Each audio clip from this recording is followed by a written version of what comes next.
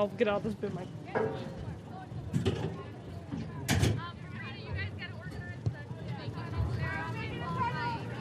Underclassmen! Yeah, guys, Chandler, let's go! Let's go! You're not a senior, you're with me. Alexi, guys, come on, right there. Yeah, well, Ladies and gentlemen, we want to take a moment and honor our 2019 senior class. Our class consists of 6 seniors tonight. First, going out to the center circle, Alexis Siegel. Alexa's senior center back has been a key player in the Cougars defense. She's been a consistent starter for the last 4 years and a 3-time captain. She's been a 2-time All-League player. Alexa is a great teammate and someone who we have counted on to play an important leadership role. One of her teammates, Cassidy McAfee, says this about her. Alexa has always been a huge leader on this team. One thing I admire most about her is that she knows exactly what to say and do to keep all of us in the game mentally. I will definitely miss playing on the back line with her next year. Alexa is majoring in nursing with a minor in health and wellness. She's also part of the John Dunn SCOTUS Honors Program. Her advice to underclassmen: being able to play a college sport is a tremendous opportunity and blessing. Take this opportunity and let it make you into the very best version of yourself. Play every game like it is your last, because you never know when your last game might be.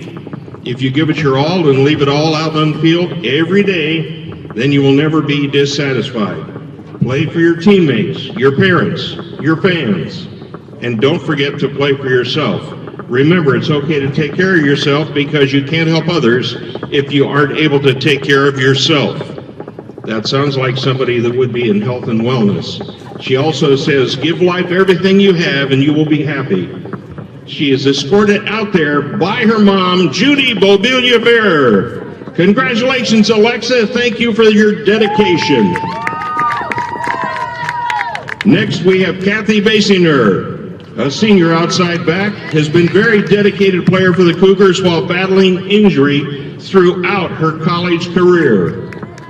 Knee surgeries in her 4 years has put her on the sidelines from time to time, but she has always continued to fight. Her fighting has paid off as she's been a big contributor throughout the years. One of her teammates, Marina Hughes, says this about her: Kathy is one of the best teammates I could ever ask for. She always knows how to break the tension and make us smile during hard practices and games. Her humor and personality will be greatly missed next year. We love you, Kathy. Kathy is majoring in marketing and has a minor in exercise science. After graduation, she plans to either get a job designing and selling prosthetics or orthopedics, or at a marketing agency helping with design. Her advice to underclassmen is cherish every moment you have out here on the field and with those around you, and don't forget to laugh and have fun often.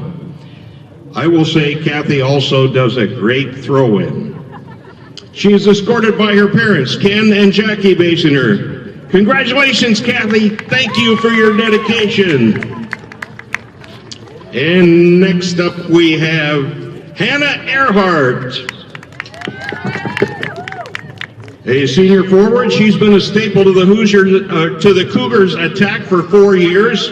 While injury has prevented her from doing everything she wanted to do on the field, Hannah is a true example of someone who perseveres through obstacles. One of her teammates, Ellen Weichert, says this about her: Hannah will be missed so much. She's always brought energy and drive on the field. As a forward, Hannah has always fought hard, and sometimes it's gotten her yellow cards, but it's been worth it. We will miss playing with you, and we love you so much. Hannah is majoring in nursing with a minor in health and wellness. After graduation, she plans on becoming a registered nurse and would like to specialize in OB, labor and delivery, or neonatal intensive care. She plans on going on to grad school to become a nurse practitioner or nurse midwife. Her advice to underclassmen is don't take advantage of your time on the field. Make the most of the time you have. Excuse me, that should have been Do take advantage of your time on the field. Make the most of the time you have. Don't be afraid to make mistakes and learn from your experiences. She is escorted by her mom and dad, Dee and John, and her twin sister, Haley. Her grandpa is also escorting her tonight. Congratulations, Anna. Next, we have Julie Kuhar, a senior midfielder, and back for the Cougars has been a dedicated and energetic teammate. Julie has been one of the most consistent players on the Cougar rosters. She shows leadership through her constant support of her teammates and selfless attitude. One of her teammates, Kennedy Binkley, says this about her. Julia has always been a shining, energetic light on our team by consistently bringing motivation, spirit, and helping in any way possible. She's a great leader and even better friend.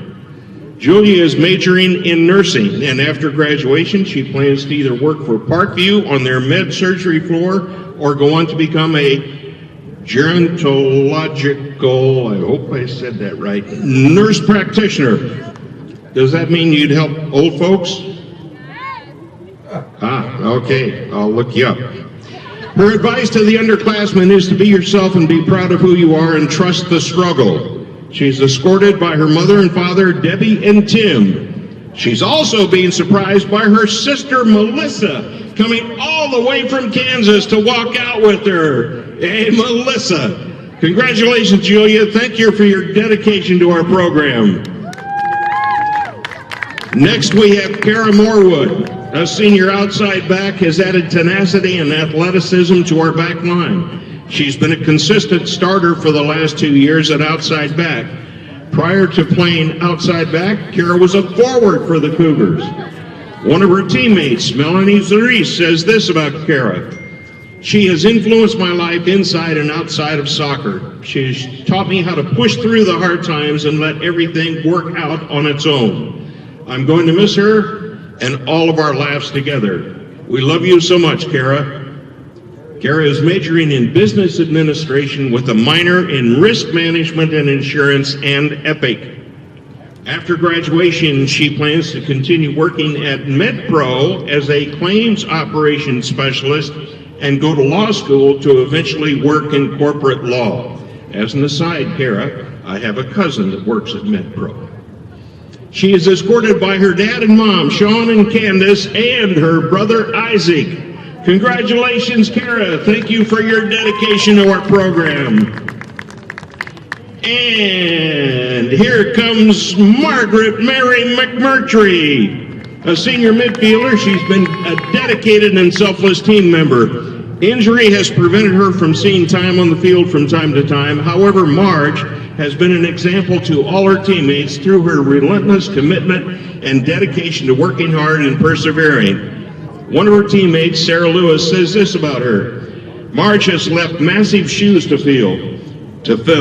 Her genuine heart and passionate spirit helped to inspire and motivate everyone around her. She brought an energy to this team that was consistently striving for success, and she will be truly missed by every single one of us. Marge is double majoring in psychology and health and exercise science with a concentration in kinesiology and also on the pre-medical track. After graduation, she plans to take a gap year before attending medical school for psychiatry. Then you can work with soccer players.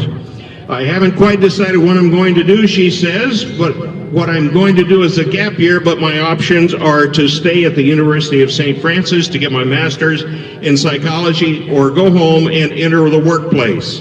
And as I recall, home is down in Terre Haute. Her advice to the underclassmen is Luke 6:38, which says, "Give and it will be given to you." You have given your time to this university program and God has given you the talents, but He cannot work with a still heart.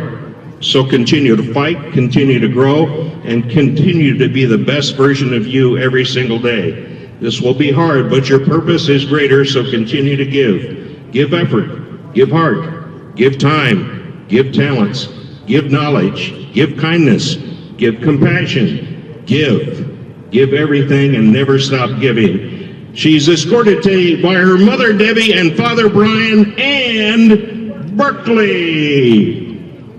Congratulations, Marge, and congratulations once again to all of our seniors for 4 great years. We wish you the best in everything you do in the future. And let's have a great game tonight.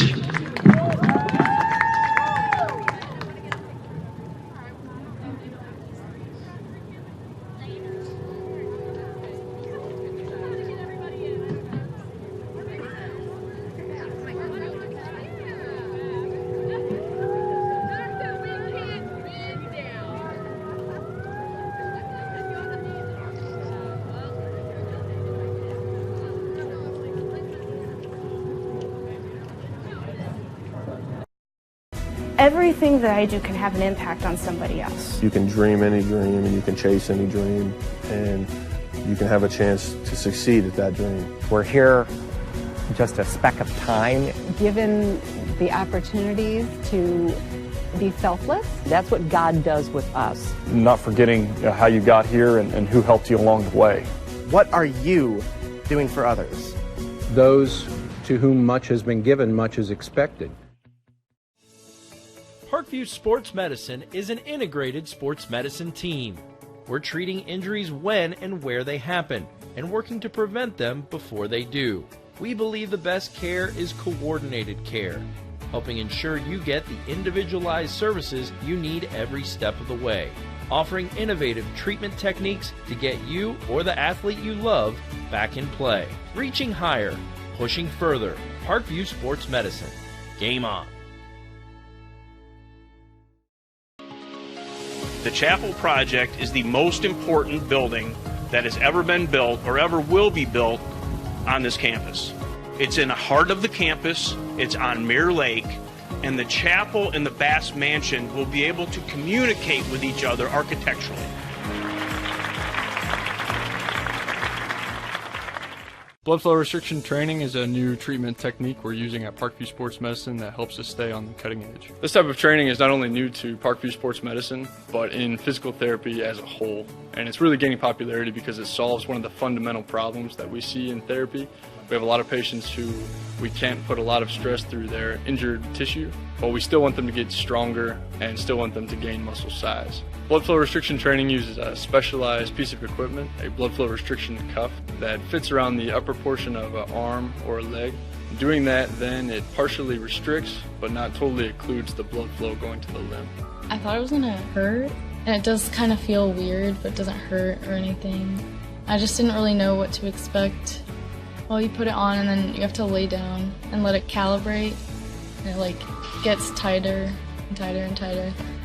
And then after that, get in your position to do your workout and then press the inflate button and it'll squeeze your leg or your arm. What the research is telling us about training with blood flow restriction is that the buildup of the lactic acid and the metabolic stress that we're putting on these tissues helps you gain strength and muscle size, similar to that of training at high intensity. Compared to a normal workout, the burn comes within the third rep, and then the 30-second break in between, there's no recovery. I can see the difference and feel the difference.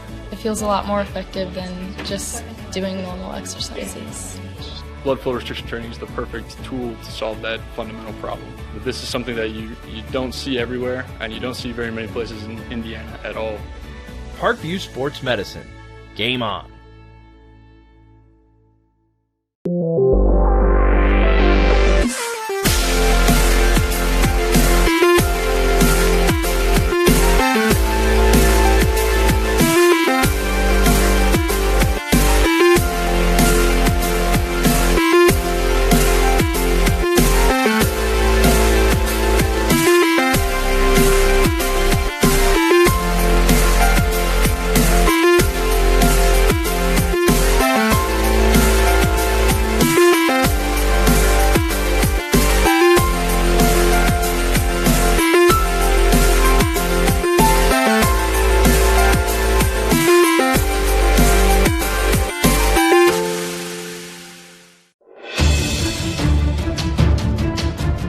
Steals it. tips it away to himself. He'll go to the hoop and slam it down. They attack, they get a great shot. Here he comes. And Lucas Craw. Shot hits the post. And the centering feed to Luke Gibson. Shot scores. Rush comes. Oh, almost picked off by Ethan Hoover. And the takedown. Catholic University must have a passion for truth, and we trust in both the power of faith and the power of reason. Both come from God. May God bless this university as it continues to pursue truth on the wings of faith and reason. My grandpa taught me years ago, do business with people you know and who know you. That's why I joined Fort Financial Credit Union. Their staff knows I'm busy at college. They set me up with a checking account, a debit card, and an auto loan. With the Fort's mobile app, I can check balances, transfer money, and make my car payment. My grandparents loved doing business with the Fort, and I do too. My future, my family, my Fort.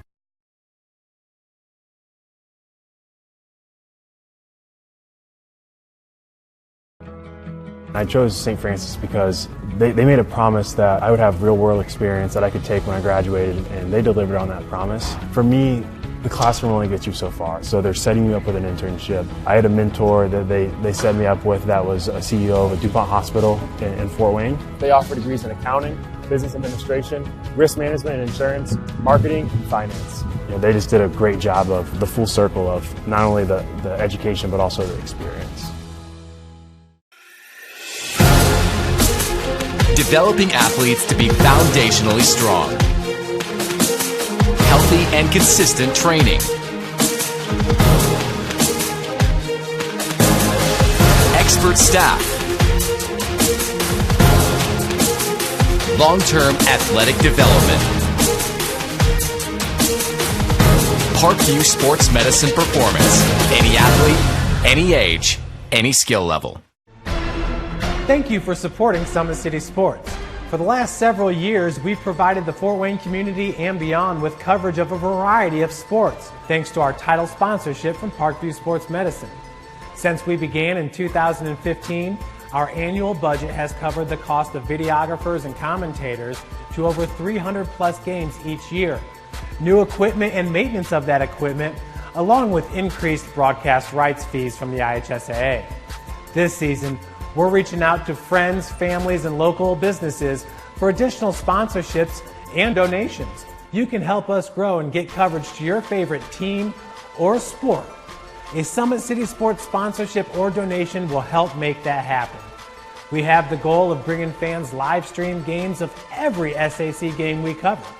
With the additional funds, we'd invest in mobile internet devices, allowing us to bring our supporters every SAC conference football and boys and girls basketball games live, as well as more coverage for sports like cross country, tennis, golf, swimming, wrestling, track and field, baseball, and softball. For more information on sponsorships or how to donate, visit summitcitysports.com.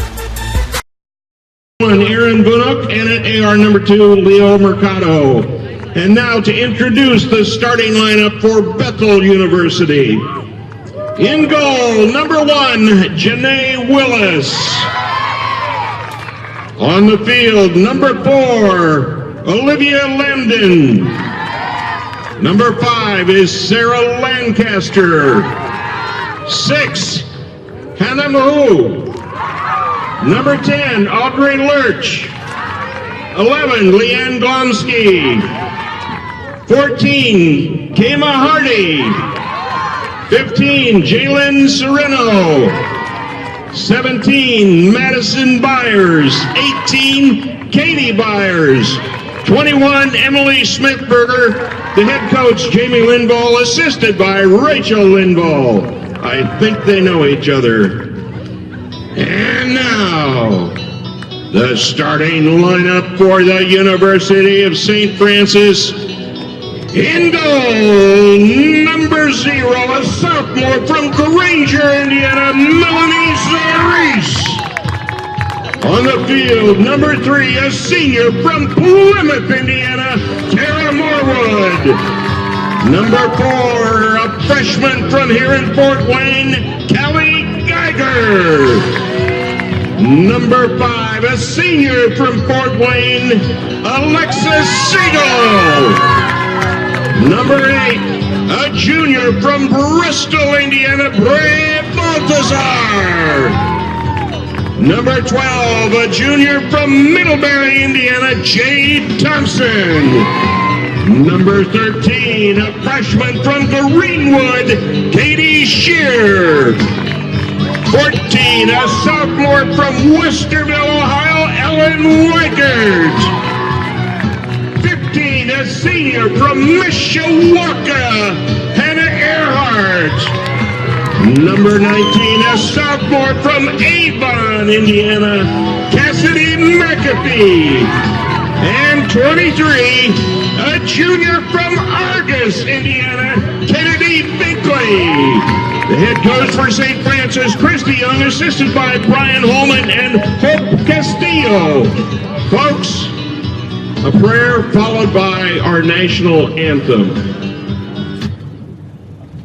Strong and faithful God, as we come together for this game, we ask you to bless these athletes, coaches, officials, and fans. Keep us safe from injury and harm. Instill in us respect for each other and give us strength in our endeavors. We ask this in Jesus' name. Amen. And now, folks, everybody please make sure you're standing. Remove any hats or hoodies you may be wearing for our national anthem. The flag is to the left of the scoreboard.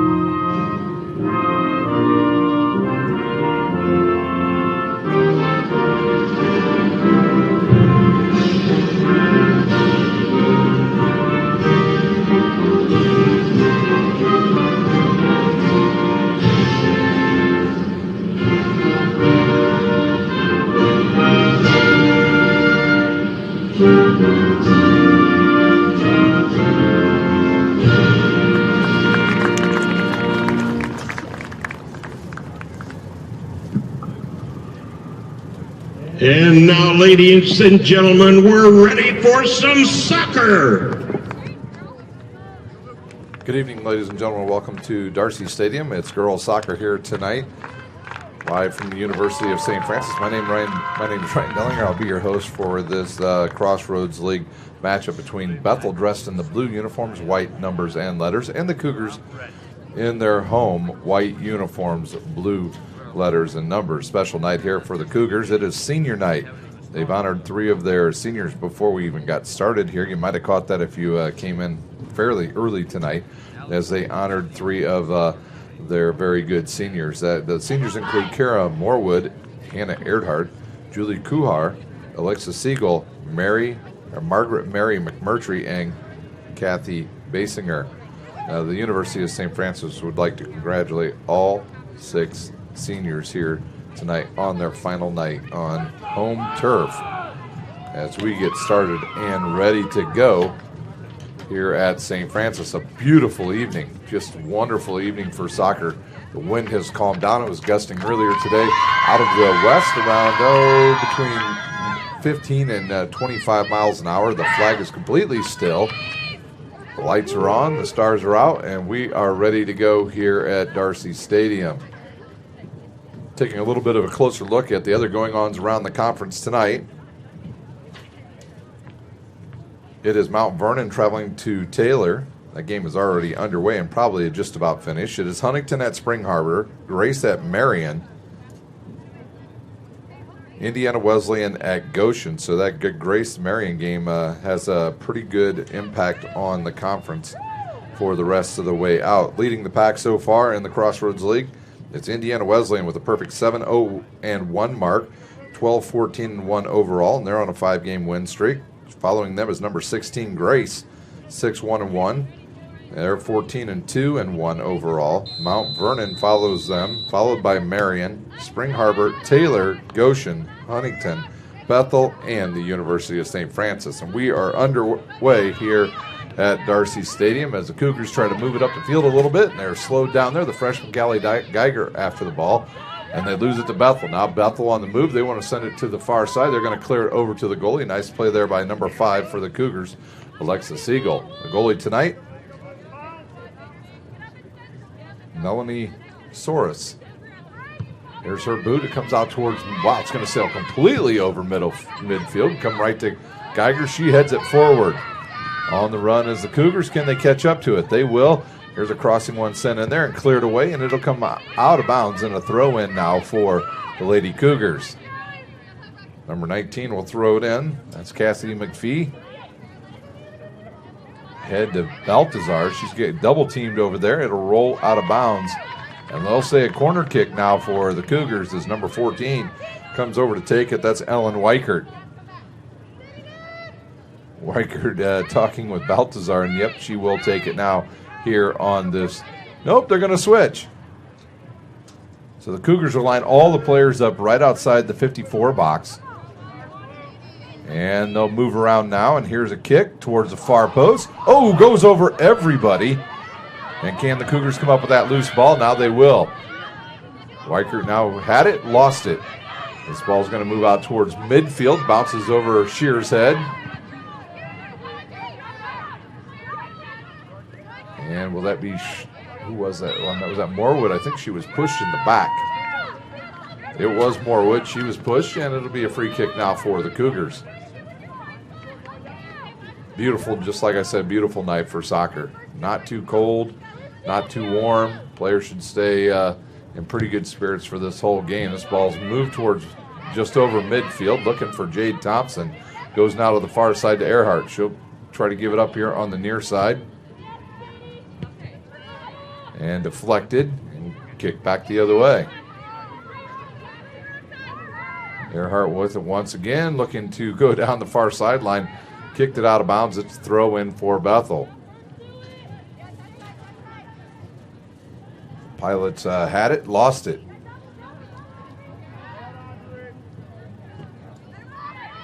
And now Bethel does have it. And they give it right back up to Thompson and the Cougars. And that ball is going to be knocked out of bounds by the Pilots, and it'll be a throw. And I believe that is Morwood way over there on the far side of the field. She misses Earhart, and it'll bounce, stay in bounds.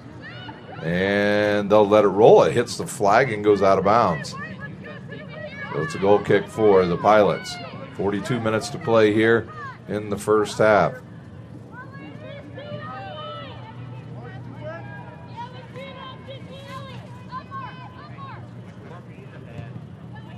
Bethel has lost 4 straight matches and has been outscored 12-1 in this span. And they look to get on the right side of the ledger tonight against the Cougars. Cougars they've gone a 1-game losing streak and looking to move up into the standings here and get their first conference win of the season. Ball goes back to the far side by Morwood. She gave it to Siegel, and it's headed back the other way. And will it stay in bounds? It will not. The ball boys will be in hopefully in good shape tonight. Lots of balls already out of bounds, especially on that far side. A throw in by Morwood. Deflects off of, I believe that is Baltazar that was over there that time for the Cougars. Siegel, Shear, Weichert, they're a pretty good defensive trio back there on that backside for the Cougars. Goalie way out of position and out controlled, and can they get a shot at goal? They'll have it cleared away, but it goes to the goalie now and deflected as Soros has it, and she'll have the kick here for the Cougars. Dangerous play here early in the 40-minute mark. Neither team with a shot on goal so far. Geiger with it here on the near sideline. She'll dribble, left-footed kick, centering it, looking for Baltazar, misses her, and comes back out to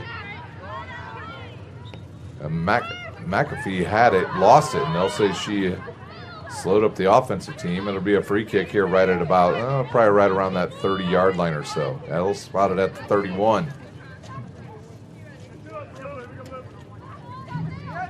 Pilots with the ball now. They'll try to send it upfield, misses everybody, and goes right to, I believe that was Shear. It was. Good pass ahead to Baltazar. Can she outrun the Pilots' defensive player? She does. Forward up the midfielder, up the field. She'll cross it in there and taken away by the goalie for Grace.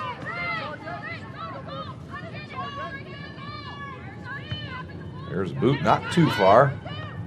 Weicker sends it back the other way. Baltazar tries to heel kick it and misses it. And right there is McAfee again. Back to Weichert and back into the Pilot side of the field and deflected away. Cougars with a sense of urgency here early in this match. A whistle. Free kick coming for the Pilots. I believe it is Willis in goal tonight for Pilots. Nice crowd here, too, at Darcy Stadium. It's senior night, so why not?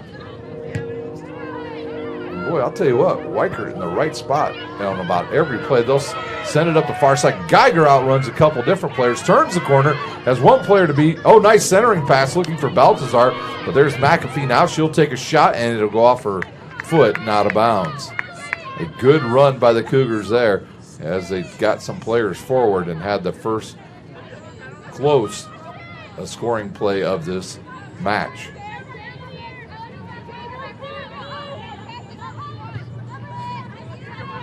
Ball's going to go over to McAfee. She'll lose it, and it'll go out of bounds. It's a throw in. Pilots look to get going quickly. They'll slow it up. I believe that's number 5 throwing it in, Lancaster. And it'll stay with Bethel. And now they will throw it in quickly. Siegel comes up to defend.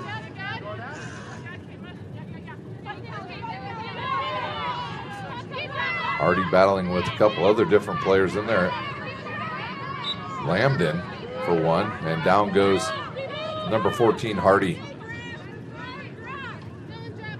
Number 18 to take this kick, Katie Byers. Byers, a freshman from Carmel Westfield High School. They have some outstanding athletic facilities down there at Westfield High School. If you haven't had a chance to see their football field, I would highly suggest you go take a look at that. It's not your typical high school stadium. Got Jumbotron on the inside and a couple on the outside. As Baltazar sends it forward, looking for Earhart. Can she outrun a player? She takes a shot and a save for the Cougars in the 37-minute mark. Earhart with the first shot. Couldn't get much on it, and a good save. And the goalie a little bit slow getting up. Don't know if she came down on that ball or what. Now the official will come over to check on the goalie. Now she's going to take the ball to the other side of the field.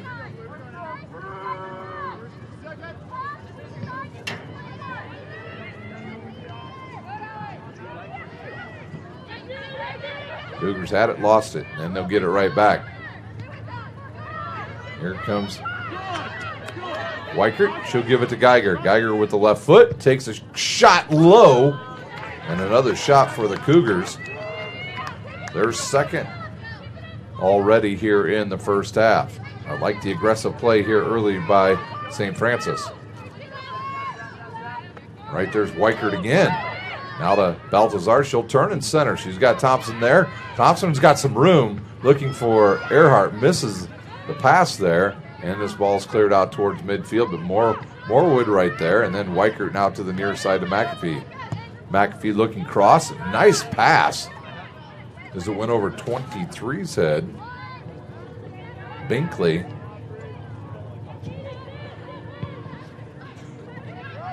This ball will come back to Siegel, and quickly she sends it the other way to Thompson. Thompson using some good body work there to ward off the defender. And over to Morewood now on the far side. Crosser in there, cleared away by the defense. and out of bounds. That was Madison Byers with the clear for the Pilots. She also went to Westfield.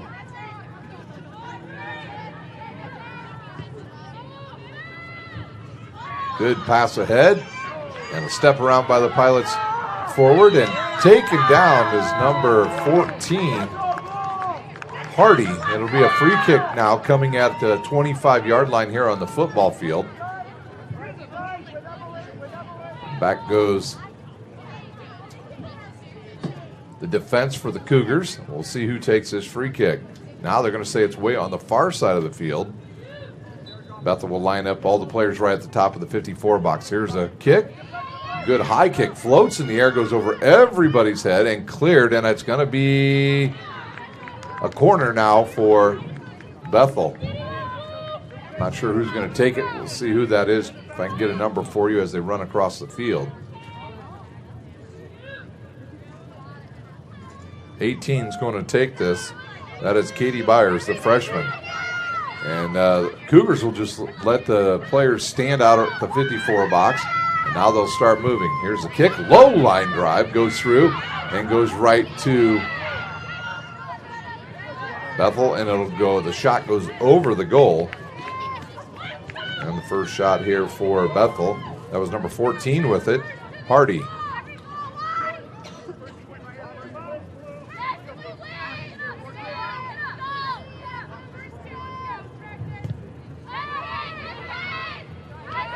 Thompson with it now. She'll go here to the near side. McAfee with it.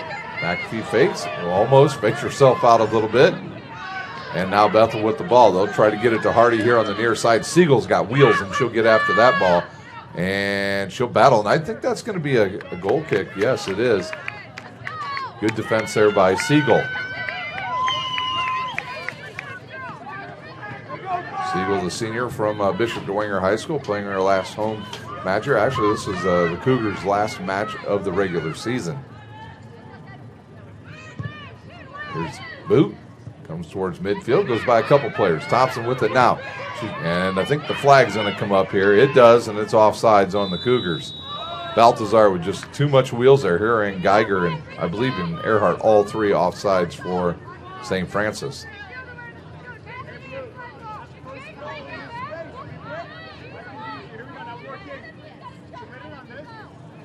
And it'll be Byers to come up to take this kick once again for the Pilots.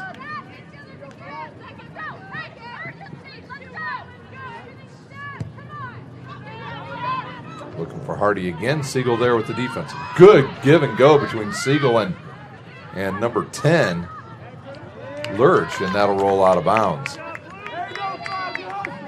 Cougars playing some good defense back there on that backside. Shear, Morwood, Siegel, and Weichert. And looks like Weichert going to play a little bit more midfield today.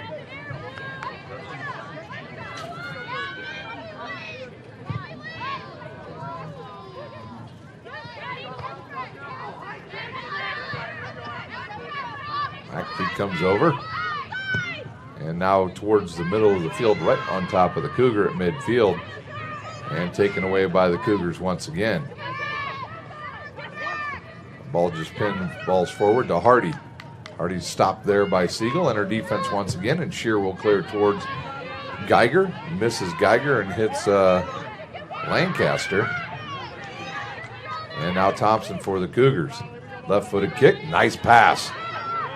Here comes a Geiger again. She'll dribble.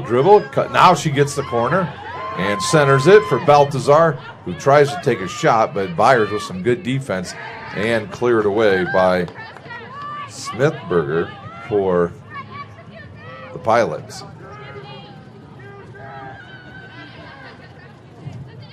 And now a good crosser. That's going right to the far post, and it's a goal. What a shot. That is the second time this year I've seen that, once in high school and now once in college. And that shot by Cassidy McAfee. Cassidy McAfee in the 30th minute with the goal.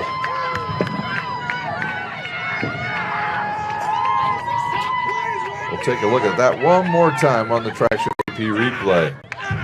And this is just a quick one, boys and girls, a quick throw in. And they can give it right back to her, and she just takes a shot at the far post and scores.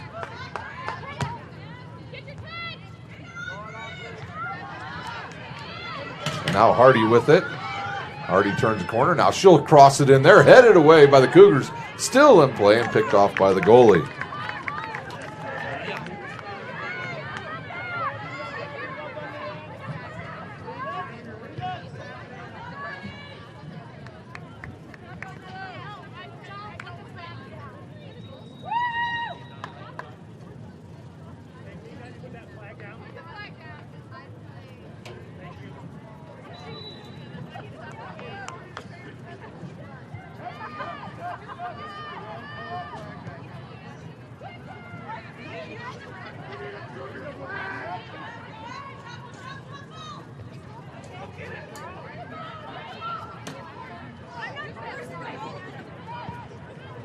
Now the Cougars with the ball looking to score again. This ball goes to the far side to number 17.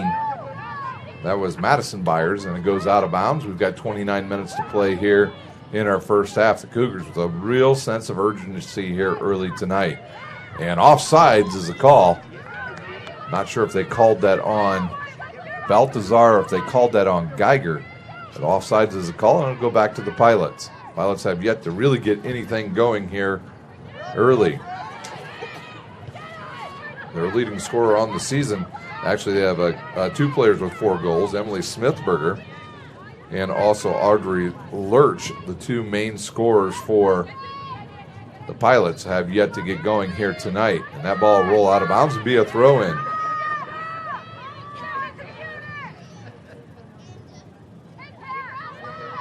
Picked off there by the Cougars once again. Morwood and Weichert all over this place.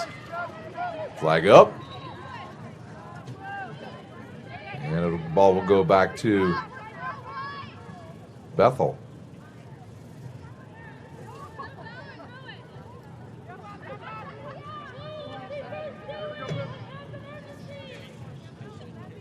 And I think I just heard a Bethel player say, play with a little sense of urgency.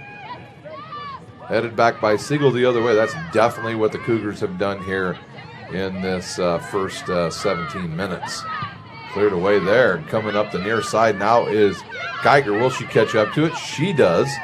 She really is the one who made that last goal happen as she was able to get in there. She's taken down. Good tackle by Madison Byers. And then cleared towards midfield, but right there is Weichert. Weichert ahead now to McAfee, who just scored from that almost exact same spot on the field. She's got a lot of room. Low line drive shot at the goal. No good. And the Cougars now with 4 shots on goal.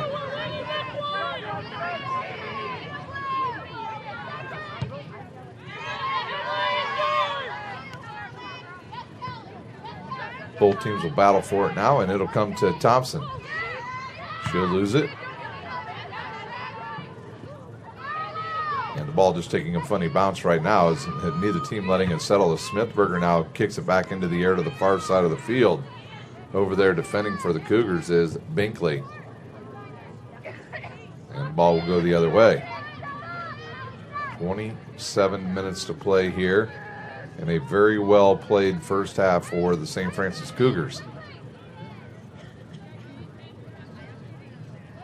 Teams ranked in the top, I believe it's 25 right now in the Crossroads League. You've got Indiana Wesleyan sitting at 14, Grace at 17, Marion at 19, and Spring Harbor at 21st. So the Crossroads League very well represented in the top 25. Mount Vernon and Taylor also receiving votes for this conference. So a well-rounded, very good conference here.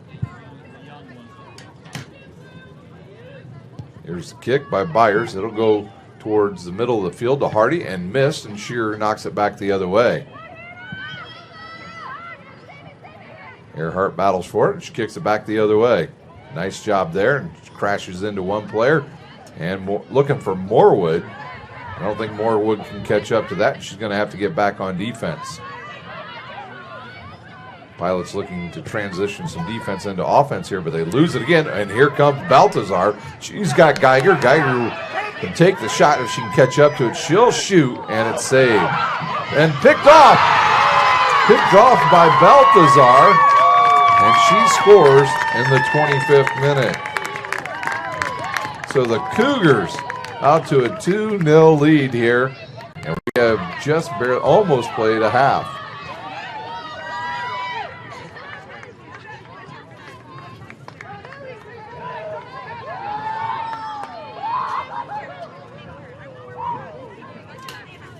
Wow. Quick turn of events. Again, Geiger's the one who really got it started. She was able to get the offense rolling. Just a bounce gave the ball back to St. Francis, and they were able to score. We had a shot and a save, and then a shot that went in on that rebound. Hardy with it. She'll try to turn the corner on Siegel. No chance whatsoever. The senior way too fast.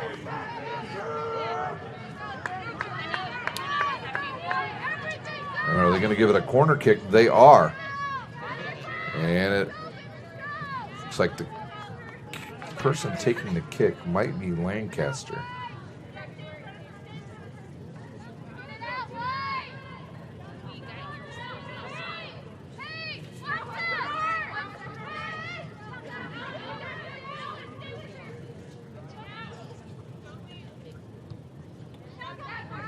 And they just simply get it in. And now here's a low crosser. And I think the flag was up.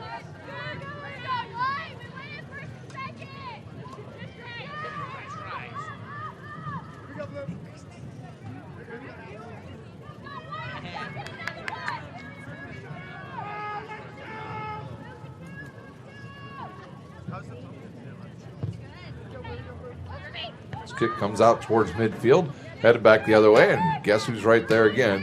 One of the Cougars. Here's McAfee. Herm Baltazar with the scoring, looking ahead for Geiger. A good pass. That had some good English on it. Looking for Baltazar. She'll turn, fire towards the middle. Here's Jade Thompson. Oh, she was looking to pass it there to her teammate, Earhart, and just could not get it by the left foot of the defensive player.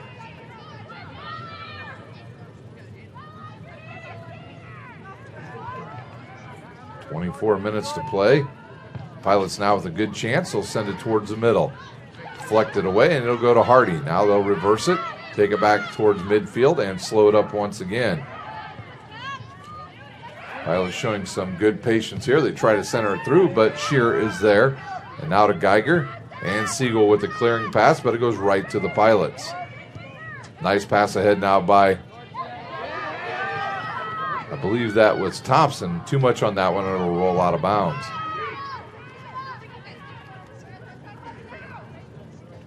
Quick inbounds there, and picked off. And will Shear let it go out of bounds? She will, and it's another throw. Is that a throw-in for the Cougars? It is. Let's see if they go to Shear. Nope, they're going to try to get it towards midfield.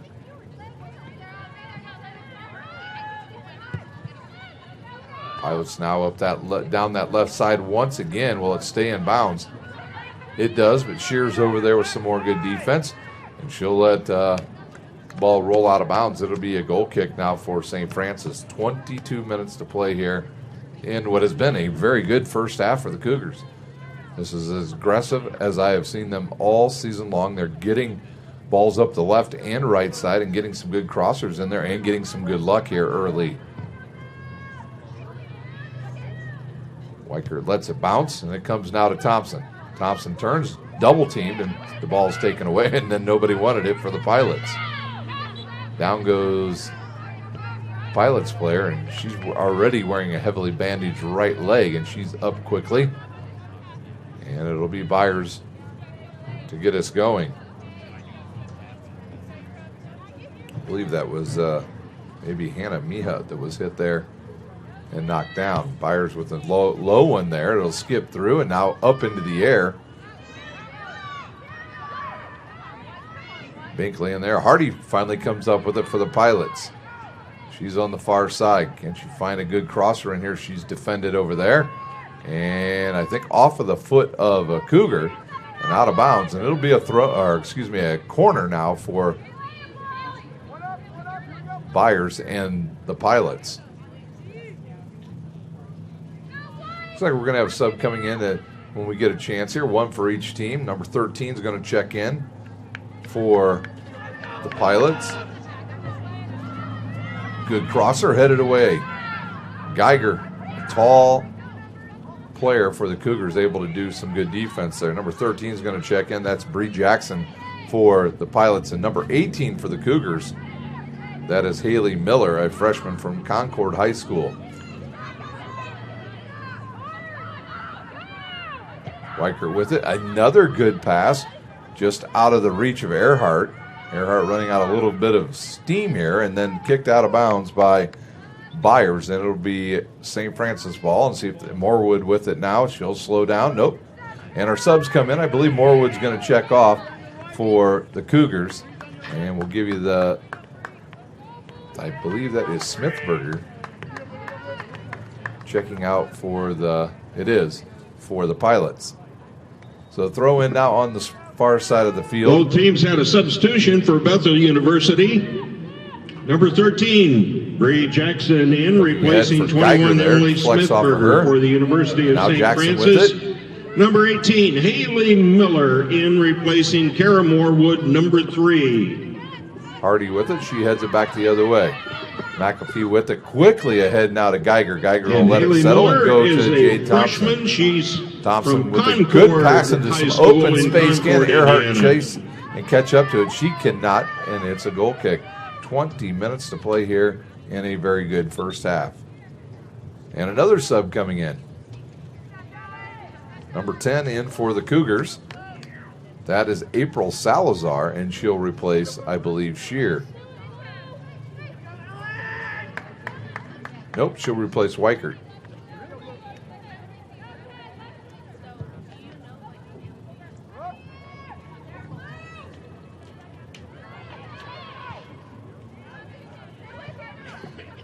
Salazar a little bit more of an offensive weapon for the Cougars. Replacement, substitution here for University of St. Francis. Number 10, April Salazar. Thompson had it, looking for Salazar, and rolls by everybody and goes right back to Bethel. Ellen Weichert, number 14. I'd be willing to bet Weichert will not be on the bench for long for the Cougars.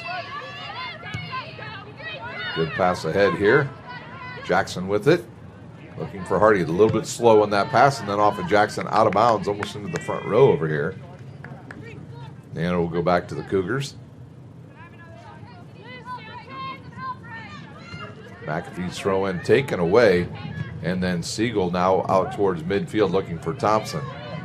Thompson will let it roll. She's defended over there by number 11, Gleminski, and out of bounds once again. Number 16 going to check in for Bethel. That's it.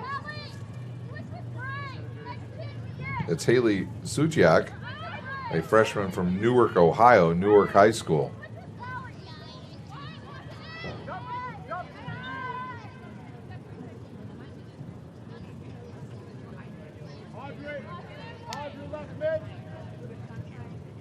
So we'll see who checks out for the Pilots here. Is I believe that is number 11 coming off. That's for Bethel University. Number 16, Haley Sudiak in, replacing number 11, Leanne Glomsky. Glomsky out. Salazar picks off the pass. And she'll fake. Now go towards the end line. Way down there on that far boundary. And it's out of bounds off of a Pilot. It'll be a throw-in now for St. Francis.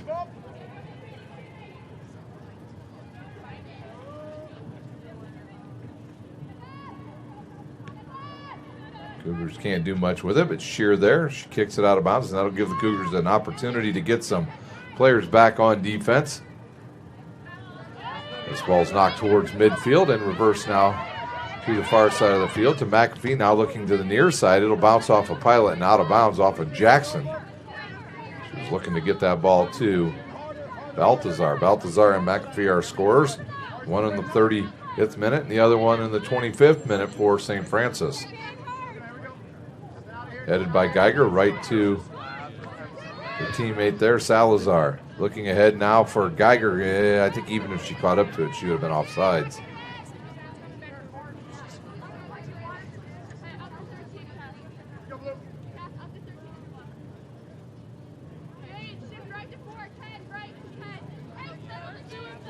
Cougars with already 5 shots on goal, 2 finding the net for Bethel, just 1 shot so far on goal. And that was off a corner kick, which was sailed right through the uprights of the football goals here. Terrell has it on the far side of the field, and down she goes.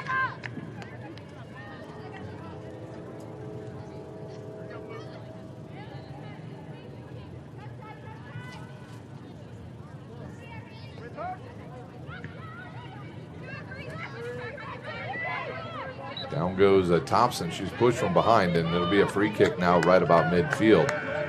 Shear over to take the free kick for St. Francis. Long kick. She drives it towards the box. Deflects over to Earhart. Now a chance for the Cougars once again. Nice pass to the far side. And deflected, and it bounces in reverse. Comes right back down to the Cougars. Shear now with a nice line drive. Earhart would have been offside even if it got to her. Now it is Siegel who had it, lost it, and now cleared towards the far side of the field. Nobody over here. McAfee races over for it for St. Francis. She'll look near side to Balthasar. She'll get around one defensive player. Now she turns, looking for Geiger once again. Down goes a couple different players, and we're going to have maybe a goal kick coming. Yes, we do. A goal kick coming in the 14th minute.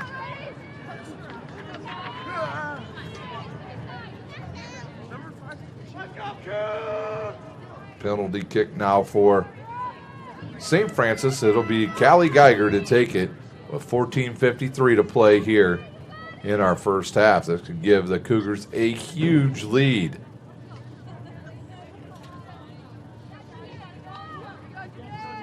Will the goalie guess right, or will Geiger have her fooled?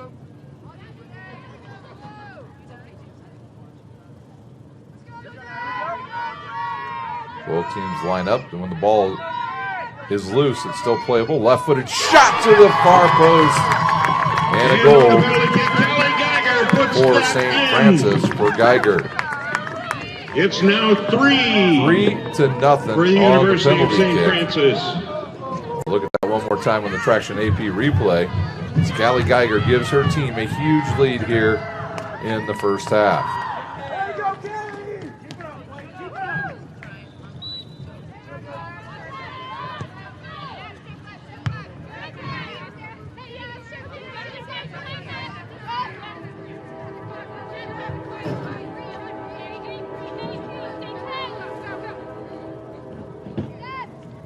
Once again, the Cougars on the march again. Here comes Balthazar around Jackson. Far near side looking for Geiger. Geiger ran out of steam there. Couldn't catch up to that. What a start for St. Francis. Train is going by here just to our south of the stadium.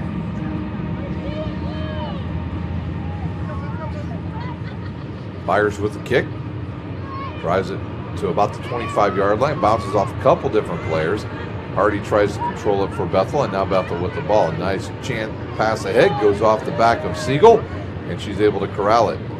She took a kick right in the shin for her work there, and now Shear clears it out of bounds. And it's a throw-in at the 13:50 mark here of the first half. Hardy completely misses it, and I believe it'll be St. Francis' ball. It will. Shear over there on the near side. Looks like she's going to give it up to McAfee. Hardy now standing right there. She's asking the official, why didn't I get a push in the back?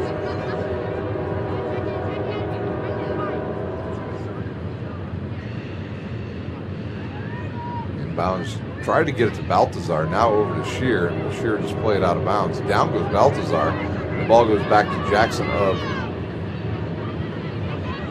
Bethel. Good defensive play by McAfee on number 6, Mihut, and a good outlet pass Now comes the goalie. She'll kick it towards midfield. McAfee tried to come up with that off of Jackson's shin and out of bounds. And we'll have a sub coming in for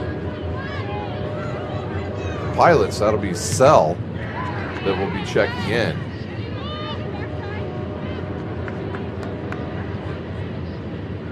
It's McAfee to throw it in.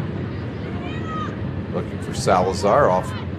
She'll keep it and try to control it. Too many players in one small area there for both teams. Off of number 6, he had out of bounds. And McAfee again thought about throwing it back to Siegel. Now looks for Salazar. Good play by Salazar to let it bounce. Baltazar with it here on the near side. She'll try to get the corner. And she catches up to her own loose ball. Kick from behind. Looking for McAfee. She'll center it. Looking for Thompson. Nobody there and cleared away to Siegel.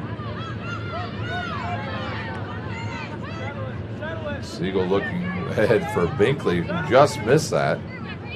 Jackson and Thompson run into each other, and Jackson with the ball. She'll try to give it to Hardy, but it'll roll out of bounds for the Pilots.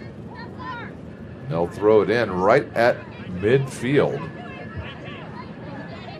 No, I think they're going to move them back to about the 40-yard line here. Our officials for tonight, Ben Trevino, Aaron Book, and Lee Mikado. Binkley with it now. Good look to the far side, looking for Earhart. Not much on that, and picked off there by Bethel. Bethel looking to strike quickly, but Thompson is there for St. Francis.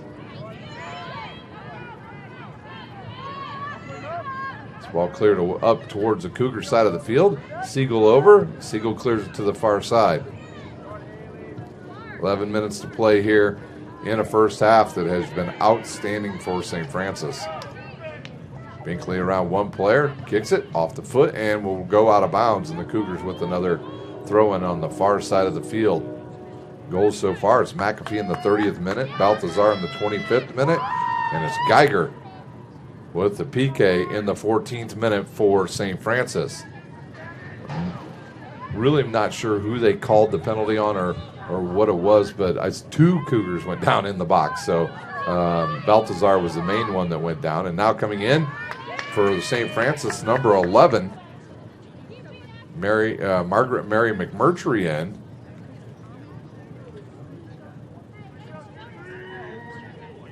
For St. Francis, we'll see who she replaced. I think it was Binkley.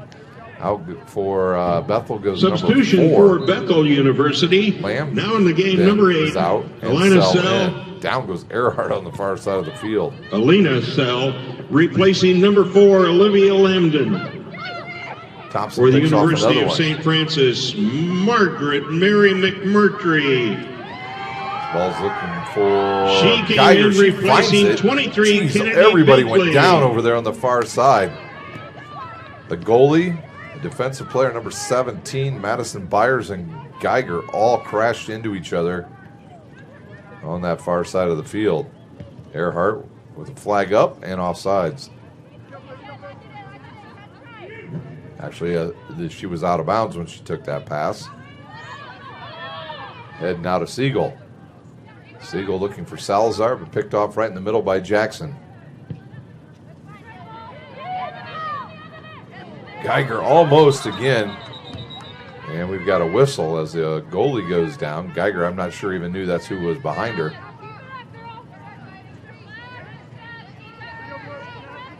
Geiger trying to get her second goal this evening.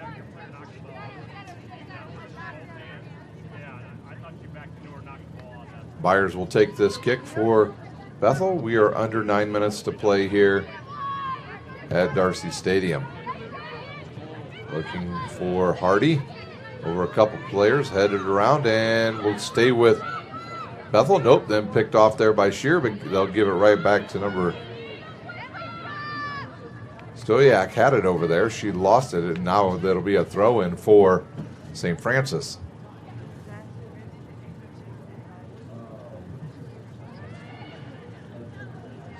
Cougars with it once again. They'll clear it away. Some more good defense played by that back line of St. Francis tonight. Salazar with it. She'll stop. She'll let it roll. Salazar's pass into some open area down the far side, looking for Earhart. She won't be able to catch up to that, but Byers will. Once again, looking around here in the Crossroads League tonight, it was Mount Vernon at Taylor. That game started at 4. Huntington at Spring Harbor. It was Grace at Marion, so number 2 Grace versus number 4 Marion. And then Indiana Wesleyan at Goshen. And tonight is the end of the regular season. Your Saturday results from last week, it was Grace beating St. Francis 4-0. Taylor over Huntington 4-0. Wesleyan over Bethel 3-0. Marion over, or actually tied with Spring Harbor, and Mount Vernon beat Goshen 2-1. So the end of the season is here. The playoffs will start next Saturday.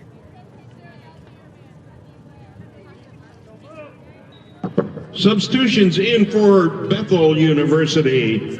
Now in the field, number 3, Jessica Wilker. In replacing number 6, Hannah Mahou. Mahou out. And Welker number in for 7, Avery Bontrager, replacing number 16, Haley Sudyak. Sudyak out, and Bonstrager in also for the Pilots. I was looking down, reading that conference stuff, and didn't see a couple subs come in. A handball called on Salazar. Quick touch and a quick start. Looking to try to give it ahead now. They do. They run out there by the Pilots. They can't do much with it. The goalie deflected. Now she stops it, and she jumps on it. So good play there by the goalie. Best scoring chance of the evening so far for the Pilots.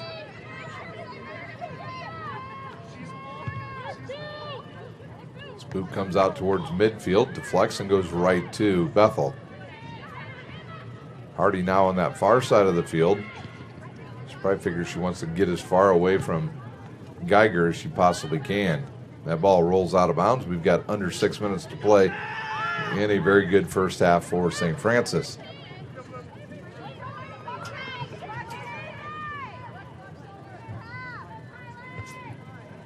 Shearer will head that one towards the stands, and it'll roll up into the stands, and another quick throw in. And then Geiger comes right over and heads it the other way. And a good pass ahead, looking for Baltazar. She's got a chance to get another goal. Steps around, left-footed shot off the side of the goal and out of bounds in the 5-minute mark. So close for Baltazar. And on that breakaway, nice move around the keeper, but that post kept her out. Baltazar would have had her second goal of the season, or of this evening on the season. That would have given her her 5th goal. She's got 4 now, and now it's a chance for the Pilots. They've got some numbers, and the defense again of the Cougars slows them down. And then they clear to the far side of the field, and up comes Byers. Byers for Bethel. She'll continue to dribble on that far side and look ahead. And right there is Siegel with some more good defense. Not sure if we're going to have another sub here before halftime. I see the head coach of St. Francis, Christy Young, in her 12th season, talking to one of her players here, and I think we are going to have another substitution. 4:08 to play here in the first half. It's been all St. Francis. 7 shots on goal here. And we've still got 4 minutes to play. It's number 6 going to check in for the Cougars. That is Hughes, a junior from Columbus, Indiana, Columbus North High School. And she'll check in for Earhart.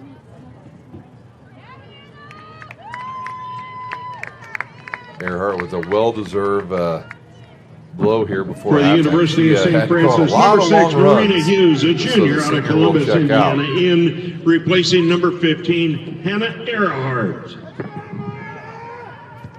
Whoa, look out. Friendly fire there by Geiger off of Salazar. This ball will go over everybody, looking for Hardy. Hardy turns, and Shear right on her. Good defense by Shear once again. Salazar up towards the middle of the field. She'll lose it. Over to get it is Jackson for the Pilots. She'll send it here to the near side.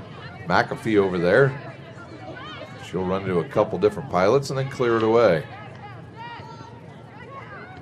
Geiger over there again. Left-footed kick. Again, right to Baltazar on the run. Can she capitalize? Oh, good move there. And another shot goes wide left.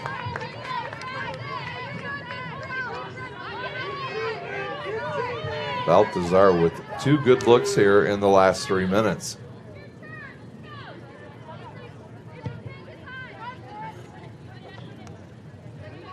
Siegel up again from her defensive position, and it's kicked out of bounds.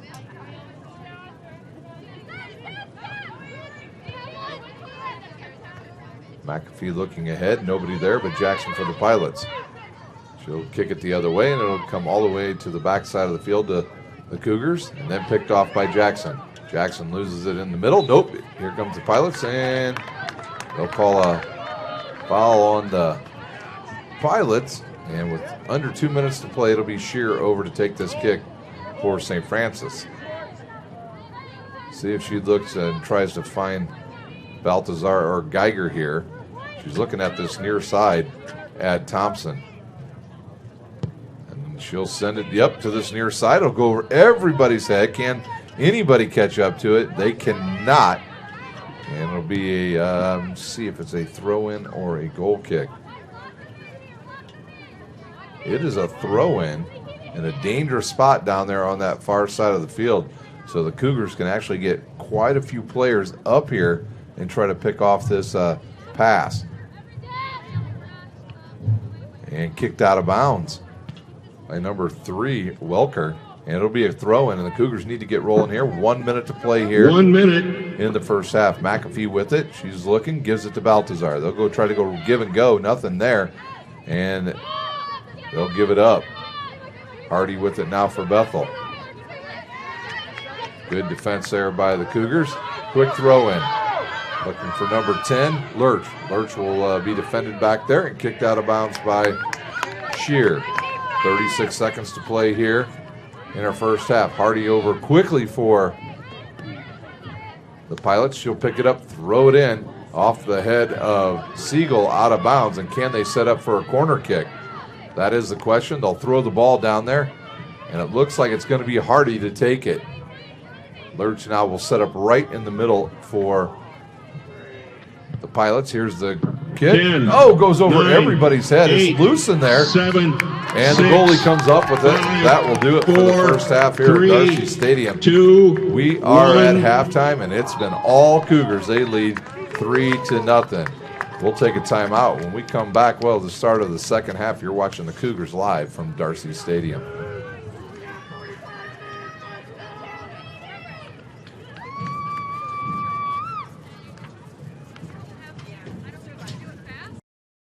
Everything that I do can have an impact on somebody else. You can dream any dream, and you can chase any dream, and you can have a chance to succeed at that dream. We're here just a speck of time. Given the opportunities to be selfless. That's what God does with us. Not forgetting how you got here and who helped you along the way.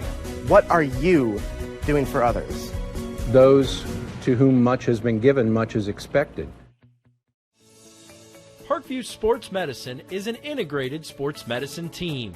We're treating injuries when and where they happen and working to prevent them before they do. We believe the best care is coordinated care, helping ensure you get the individualized services you need every step of the way, offering innovative treatment techniques to get you or the athlete you love back in play. Reaching higher, pushing further. Parkview Sports Medicine. Game on. The Chapel Project is the most important building that has ever been built or ever will be built on this campus. It's in the heart of the campus, it's on Mirror Lake, and the chapel and the Bass Mansion will be able to communicate with each other architecturally.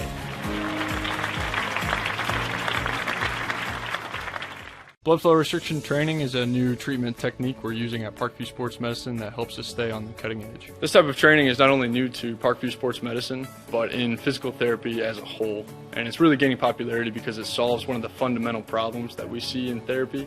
We have a lot of patients who we can't put a lot of stress through their injured tissue, but we still want them to get stronger and still want them to gain muscle size. Blood flow restriction training uses a specialized piece of equipment, a blood flow restriction cuff, that fits around the upper portion of an arm or a leg. Doing that, then it partially restricts, but not totally occludes the blood flow going to the limb.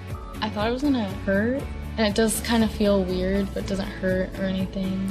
I just didn't really know what to expect. Well, you put it on and then you have to lay down and let it calibrate, and it gets tighter and tighter and tighter.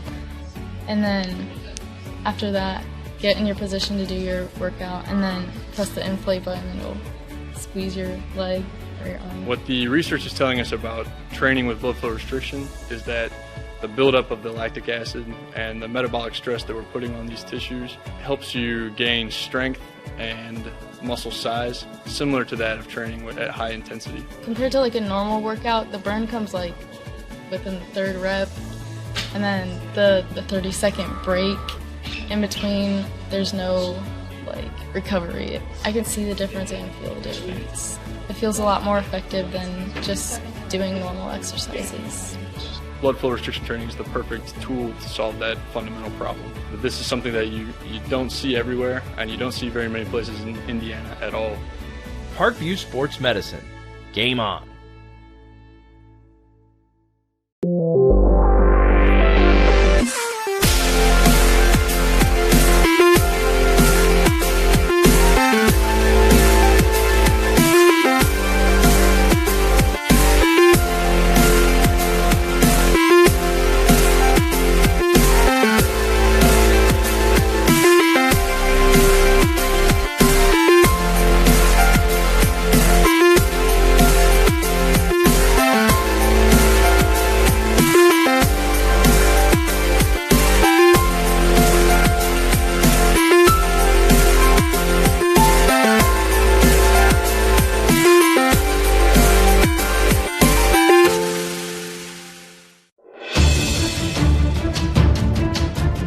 Steals it, tips it away to himself. He'll go to the hoop and slam it down. They attack, they get a great shot. Here he comes. And Lucas Crawl. Shot hits the post. And a centering feed to Luke Gibson. Shot scores. Rush comes. Oh, almost picked off by Ethan Hoover. And the takedown. Catholic University must have a passion for truth, and we trust in both the power of faith and the power of reason. Both come from God. May God bless this university as it continues to pursue truth on the wings of faith and reason. My grandpa taught me years ago, do business with people you know and who know you. That's why I joined Fort Financial Credit Union. Their staff knows I'm busy at college. They set me up with a checking account, a debit card, and an auto loan. With the Fort's mobile app, I can check balances, transfer money, and make my car payment. My grandparents loved doing business with the Fort, and I do too. My future, my family, my Fort.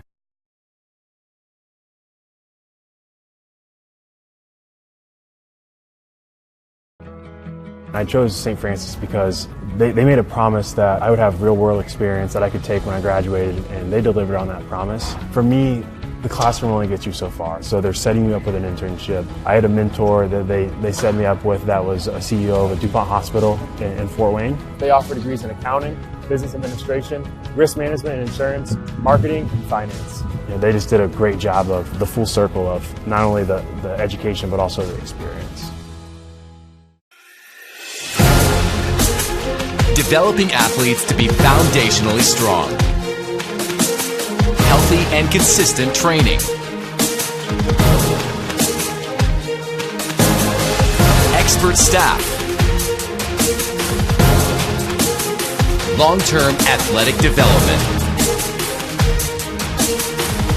Parkview Sports Medicine Performance. Any athlete, any age, any skill level. Thank you for supporting Summit City Sports. For the last several years, we've provided the Fort Wayne community and beyond with coverage of a variety of sports, thanks to our title sponsorship from Parkview Sports Medicine. Since we began in 2015, our annual budget has covered the cost of videographers and commentators to over 300 plus games each year. New equipment and maintenance of that equipment, along with increased broadcast rights fees from the IHSAA. This season, we're reaching out to friends, families, and local businesses for additional sponsorships and donations. You can help us grow and get coverage to your favorite team or sport. A Summit City Sports sponsorship or donation will help make that happen. We have the goal of bringing fans live stream games of every SAC game we cover. With the additional funds, we'd invest in mobile internet devices, allowing us to bring our supporters every SAC conference football and boys and girls basketball games live, as well as more coverage for sports like cross country, tennis, golf, swimming, wrestling, track and field, baseball, and softball. For more information on sponsorships or how to donate, visit SummitCitySports.com.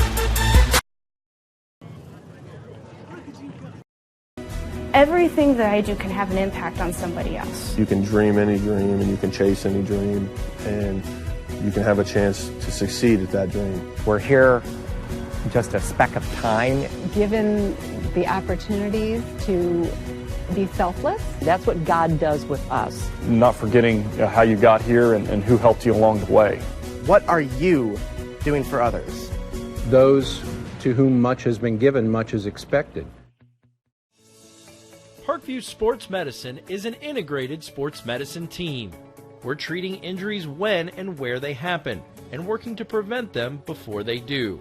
We believe the best care is coordinated care, helping ensure you get the individualized services you need every step of the way, offering innovative treatment techniques to get you or the athlete you love back in play. Reaching higher, pushing further. Parkview Sports Medicine. Game on. The Chapel Project is the most important building that has ever been built or ever will be built on this campus. It's in the heart of the campus, it's on Mirror Lake, and the chapel and the Bass Mansion will be able to communicate with each other architecturally.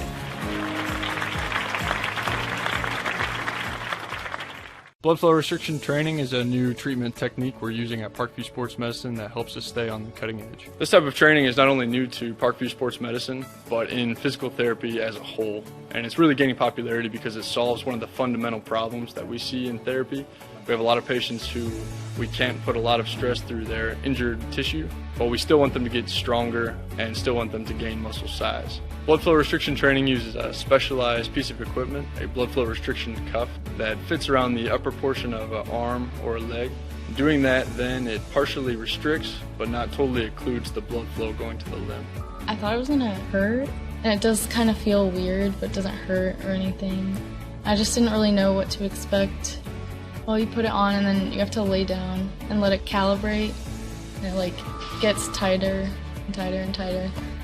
And then after that, get in your position to do your workout and then press the inflate button and it'll squeeze your leg or your arm. What the research is telling us about training with blood flow restriction is that the buildup of the lactic acid and the metabolic stress that we're putting on these tissues helps you gain strength and muscle size, similar to that of training at high intensity. Compared to like a normal workout, the burn comes like within the third rep, and then the 30-second break in between, there's no like recovery. I can see the difference and feel the difference. It feels a lot more effective than just doing normal exercises. Blood flow restriction training is the perfect tool to solve that fundamental problem. This is something that you don't see everywhere, and you don't see very many places in Indiana at all. Parkview Sports Medicine. Game on.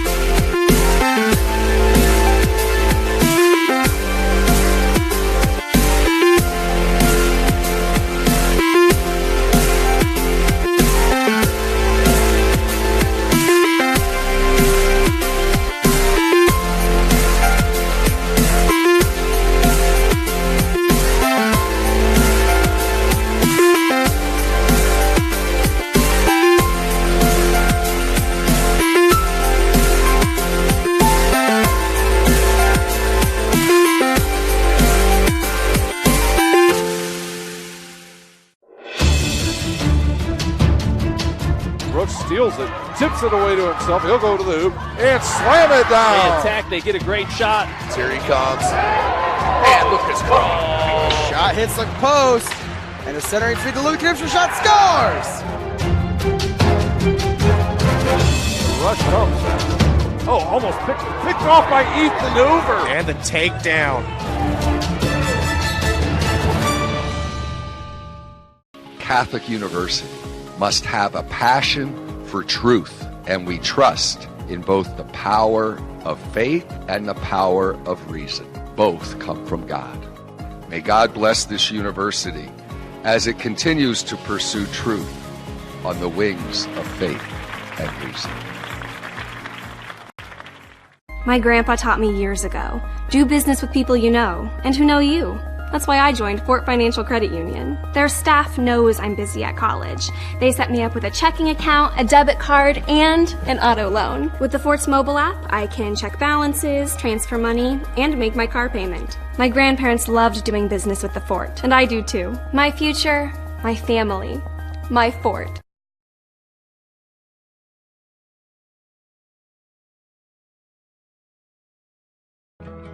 I chose St. Francis because they made a promise that I would have real-world experience that I could take when I graduated, and they delivered on that promise. For me, the classroom only gets you so far, so they're setting you up with an internship. I had a mentor that they set me up with that was a CEO of a DuPont hospital in Fort Wayne. They offer degrees in accounting, business administration, risk management and insurance, marketing, and finance. They just did a great job of the full circle of not only the education but also the experience.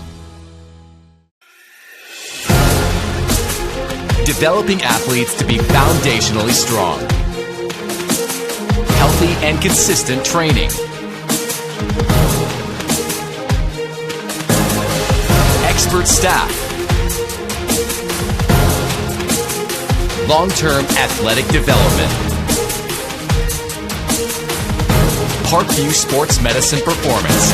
Any athlete, any age, any skill level. Thank you for supporting Summit City Sports. For the last several years, we've provided the Fort Wayne community and beyond with coverage of a variety of sports, thanks to our title sponsorship from Parkview Sports Medicine.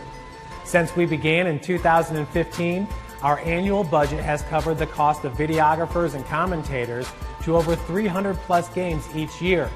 New equipment and maintenance of that equipment, along with increased broadcast rights fees from the IHSAA. This season, we're reaching out to friends, families, and local businesses for additional sponsorships and donations. You can help us grow and get coverage to your favorite team or sport. A Summit City Sports sponsorship or donation will help make that happen. We have the goal of bringing fans live stream games of every SAC game we cover.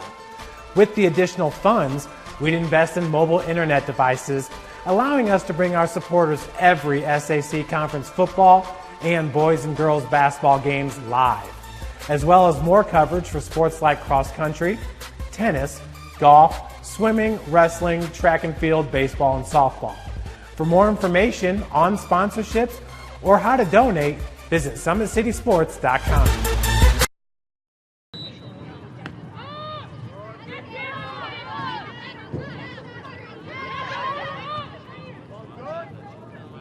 Yep. I will.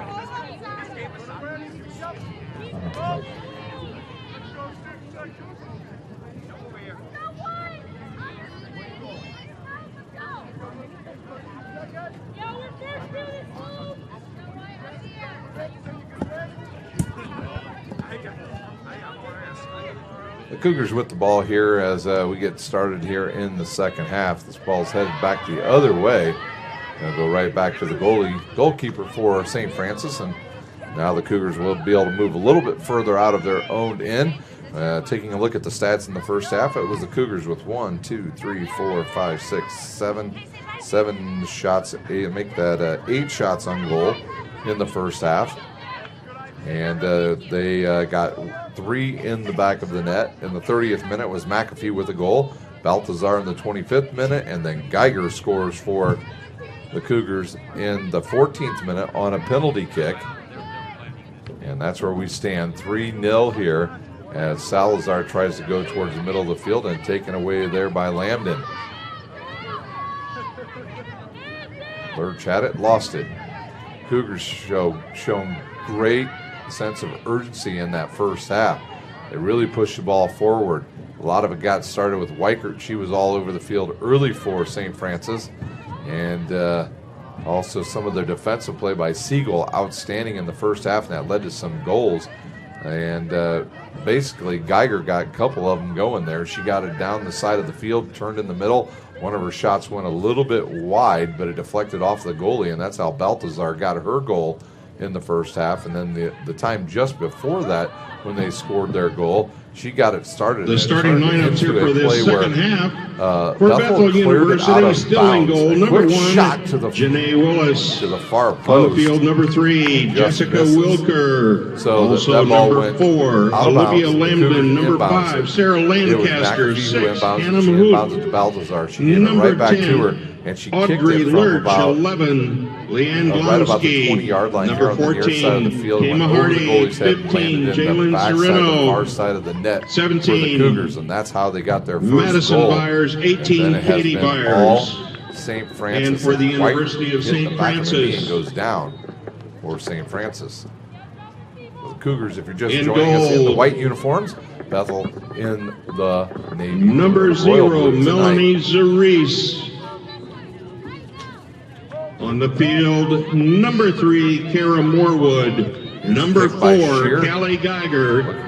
8 Van is Klaren Bray cleared all the way back Baltazar. to Shear. 10, April Salazar. And the Cougars 12, just Jade get patience here Thompson. with the ball, 13, looking Katie for Shear. Salazar. 14, Ellen Goes right Weichert. over the top of 15, Anna Salazar. Earhart. It's, 19, Cassidy Byers right McAfee. in And the red 23, basket. Kennedy Binkley. Geiger with it now. And back to McAfee. McAfee tries to bring it here to the near side of the field, but it's taken away by the Pilots. Nope, a giveaway, and here comes Salazar. She'll look on the near side here for Earhart. Earhart's got one player to get around. She does. Centering pass here, and a low shot by Weichert is deflected away. And there's a foul on Weichert. She continued through the play and ran into, I believe it might have been Byers of Bethel.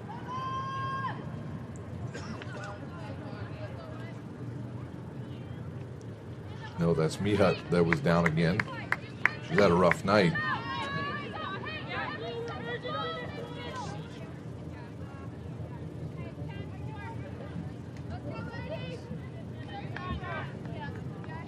It will be Byers to take the kick. And the clock starts, and here we go once again.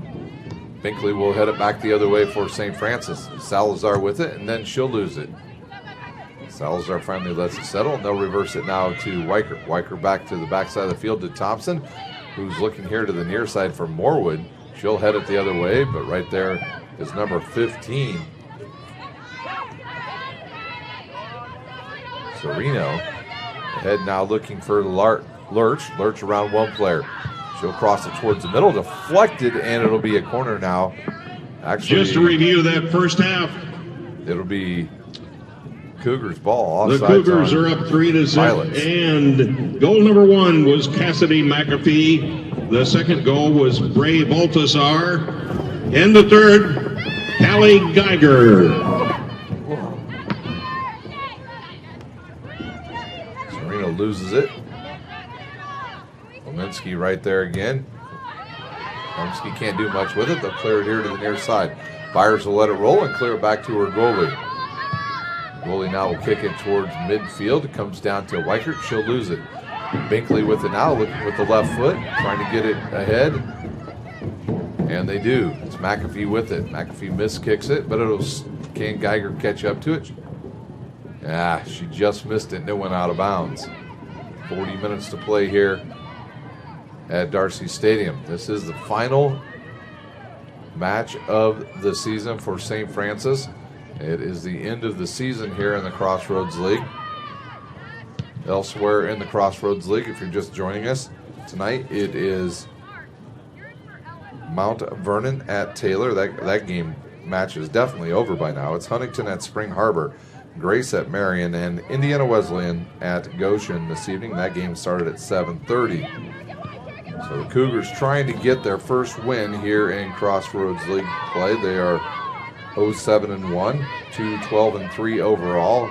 Bethel 1-7 in conference play, 4-13 overall. Salazar looking to get it up ahead to Earhart, and this ball's kicked into the front row here at Darcy Stadium. And a throw in now for Morewood and the Cougars. We've got a sub coming in. Number 11 will come back on. McMurtry. And out goes Weicker. Weicker took a shot to her lower back, and now she's even saying her jaw. And she's going to take a seat for St. Francis. Morewood with the throw in here on the near side. Substitutions for Bethel University, number 13, Bree Jackson, replacing number 6, Hannah Mahoo. And number 11 for University of St. Francis, Margaret Mary McMurtry in replacing Ellen Weichert, number 14. Morewood will fight there with Lurch and then picked off now by the Pilots. They'll look ahead, looking for Hardy. Hardy wants to turn the corner. A couple Cougars waiting for her down there. She'll have to slow it up. Down goes one of the defensive players, McAfee. And Hardy tries to run right through the double team there, and she'll get the free kick. And this will be taken right at about the 10-yard line on the football field. And now they'll line up. The wall will move back about 10 yards. It'll be McAfee and number 15. Earhart. The wall is a two-man wall here. They'll send a bunch of players right at the penalty kick area. Myers kick headed. It'll go through and nobody there. I believe it was Lurch that had the chance at it. She missed the target and it went out of bounds at the 37-minute mark.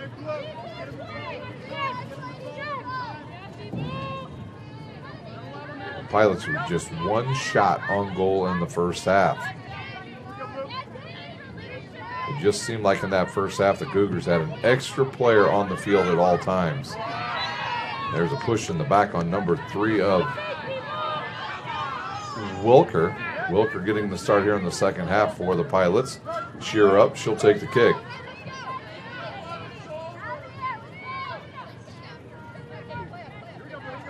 Here's a run up by Shear. She'll take a big swing and head goes right to Earhart. Comes down to Byers and now the near side to number 15. Sereno, and she loses it out of bounds. Morewood picks it up, wants to throw it in quickly. Looks to get it to Geiger off of Sereno, and that's going to be a corner kick, I believe, for the Cougars. And that will be Baltazar to take it. And now the Cougars will keep some defensive players back. They'll keep 4 back. Send about 4 or 5 players forward here, right outside the 54 box. Baltazar's kick at the near post, headed, deflects, still loose into there. And down was Sereno, and she is limping. And we'll see if she has to come off for Bethel. Thompson with the ball now for the Cougars. She'll turn, looks for Earhart. Earhart here on the near side, looking to give it to Baltazar. Sereno has it, evidently she's okay, deflects off of her and out of bounds. Back to the Cougars. Baltazar misses that, and it'll roll back to Byers. Byers will just kick it out of bounds. And we'll go right back to St. Francis. The subs for the Cougars doing some light jogging here on the near side of the field. Baltazar with it. She'll turn, split the defenders. Steps around another one, takes a shot at the near post, and I'm not sure if that was going to be a pass or a shot, but it hit the net and went out of bounds. Her hands were cold. Under 35 minutes to play here in the final Cross League Roads match of the season for the Cougars. Ball's headed by, I believe, by McMurtry and out of bounds. And it'll be throw in for Lomsky, and we have a whistle and a timeout. And I believe we have a spectator being ejected. Yep, you're out. Go on. Our officials tonight, once again, are Ben Trevino, Aaron Book, and Lee Marcato. Don't come back in a blue coat, we'll make a difference. You start calling us by name, that's the problem. Out. Get lost. Christian University, not very good.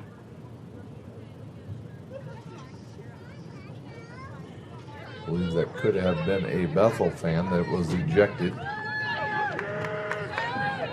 And now the officials will come over and talk to each other here on the near side of the field. Once again, want to congratulate some seniors here at St. Francis as they play their last home game here tonight. The Lady Cougars include Kara Morwood, Hannah Earhart, Julie Kuhar, Alexa Siegel, Margaret Mary McMurtry, and Kathy Basinger. As those seniors were honored before we even got started here tonight. And congratulations to those four. Most of them headed off to be in the medical field. Now the whistle blows and we are just about ready to go once again. Sereno with it, waiting for the official to get back on the field. One thing I've noticed here tonight for the Cougars, a lot more talking on the field. Sereno quickly throws it in, looking for Lurch. Bounces around and comes down to McMurtry. She'll push Lurch out of the way and it'll come to Binkley. Binkley looks upfield, goes off the back of Sereno and right back to her.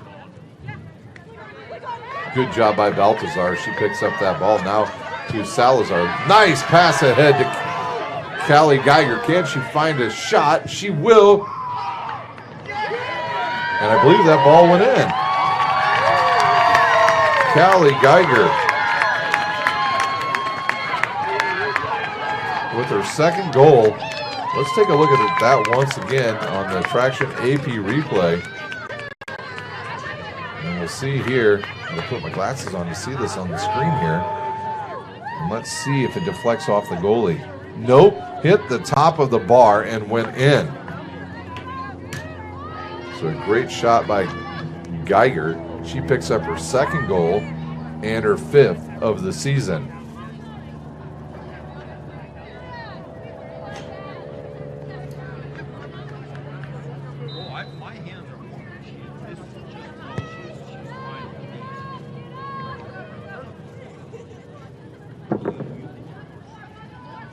On that goal by St. Francis, the assist is from April Salazar to Callie Geiger. Callie puts it in. Now the score, 4-0.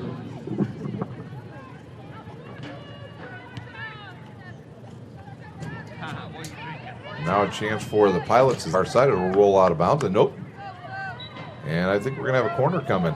We do. The goalie tried to play it, went off her leg and out of bounds. Geiger now with 2 goals on the evening. Can she get the hat trick on the season? The Cougars just with 12 total goals in the whole season. And tonight they've already got 4. And now towards midfield to Salazar. Salazar with a good pass now to Morwood. Morwood looking for Baltazar. Baltazar's got Salazar in the middle of the field if she wants. Nope, she'll keep it. She'll try to get it to Binkley. Binkley back to Baltazar. A little give and go there. And now on the far side to Callie Geiger. She'll reverse it now. Here's McAfee. McAfee scored from about that distance earlier in the match. And the shot saved by the goalie.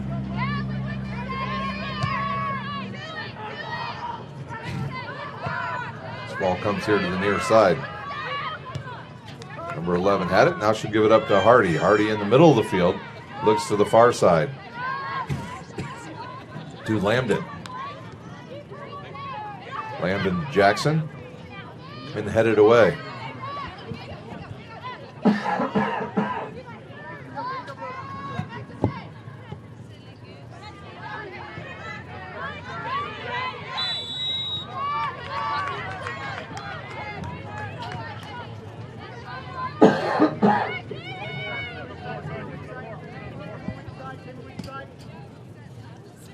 Earhart with the push gives the ball back to Byers and Bethel. Here's Byers run up, boot, looking in right in the middle for Hardy. Jackson tries to come up with it. Hardy took that one right, or Lurch took that one directly in the stomach.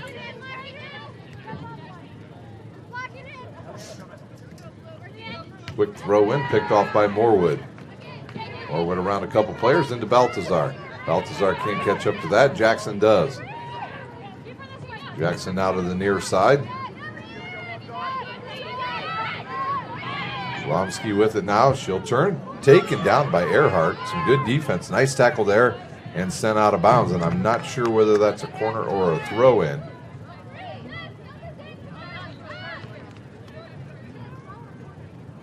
It's a throw in for Glomsky.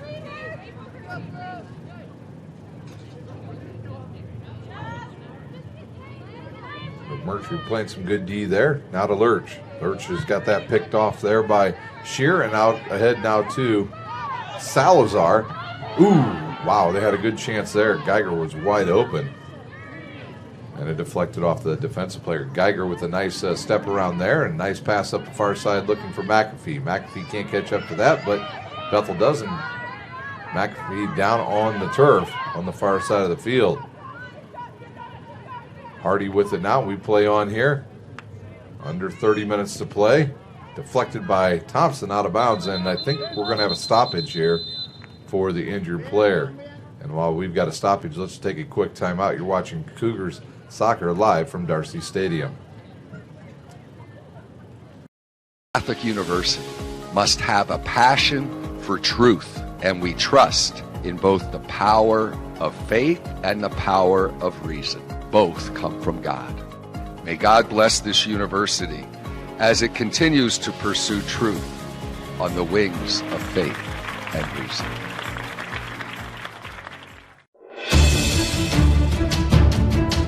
Brooks steals it, tips it away to himself. He'll go to the hoop and slam it down. They attack, they get a great shot. Here he comes. And Lucas Crawl. Shot hits the post. And the center feed to Luke Knipster. Shot scores. The rush comes. Oh, almost picked off by Ethan Hoover. And the takedown.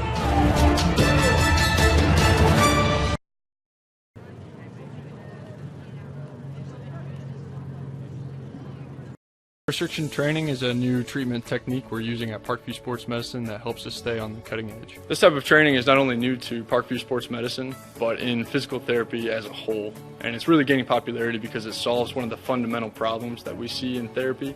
We have a lot of patients who we can't put a lot of stress through their injured tissue, but we still want them to get stronger and still want them to gain muscle size. Blood flow restriction training uses a specialized piece of equipment, a blood flow restriction cuff that fits around the upper portion of an arm or a leg. Doing that, then it partially restricts, but not totally occludes the blood flow going to the limb. I thought it was gonna hurt, and it does kind of feel weird, but doesn't hurt or anything. I just didn't really know what to expect.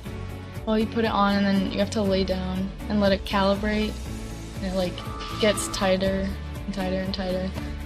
And then after that, get in your position to do your workout and then press the inflate button and it'll squeeze your leg or your arm. What the research is telling us about training with blood flow restriction is that the buildup of the lactic acid and the metabolic stress that we're putting on these tissues helps you gain strength and muscle size similar to that of training at high intensity. Compared to like a normal workout, the burn comes like within the third rep, and then the 30-second break in between, there's no like recovery. I can see the difference and feel the difference. It feels a lot more effective than just doing normal exercises. Blood flow restriction training is the perfect tool to solve that fundamental problem. But this is something that you don't see everywhere, and you don't see very many places in Indiana at all. Parkview Sports Medicine. Game on. Catholic University must have a passion for truth, and we trust in both the power of faith and the power of reason. Both come from God. May God bless this university as it continues to pursue truth on the wings of faith and reason. The injured player is McAfee. She is helped off from the far side of the field, not being able to put much weight on that left leg. She will be replaced by Miller. And to restart on all of this, it's a corner kick the for restart Bethel now will be University. on the far side of the field on a corner kick coming now for Bethel.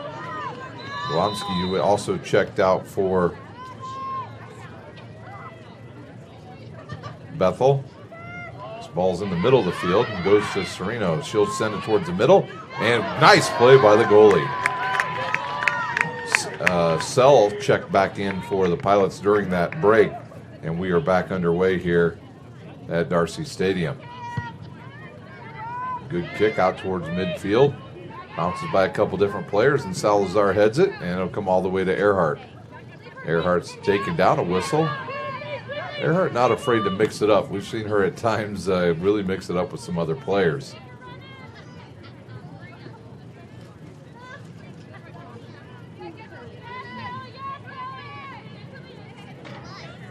Shear with the kick towards the near post. Bounces by a couple different players. Geiger, can she come up with that? She might have had a chance at her third goal of the evening. This ball will roll, and yep, kept in bounds by Sereno. She'll lose it now. Earhart will pick it up, turn towards the side, and goes out of bounds off of Bethel and out of bounds, and it's a throw-in as Morwood comes up to take it for the Cougars.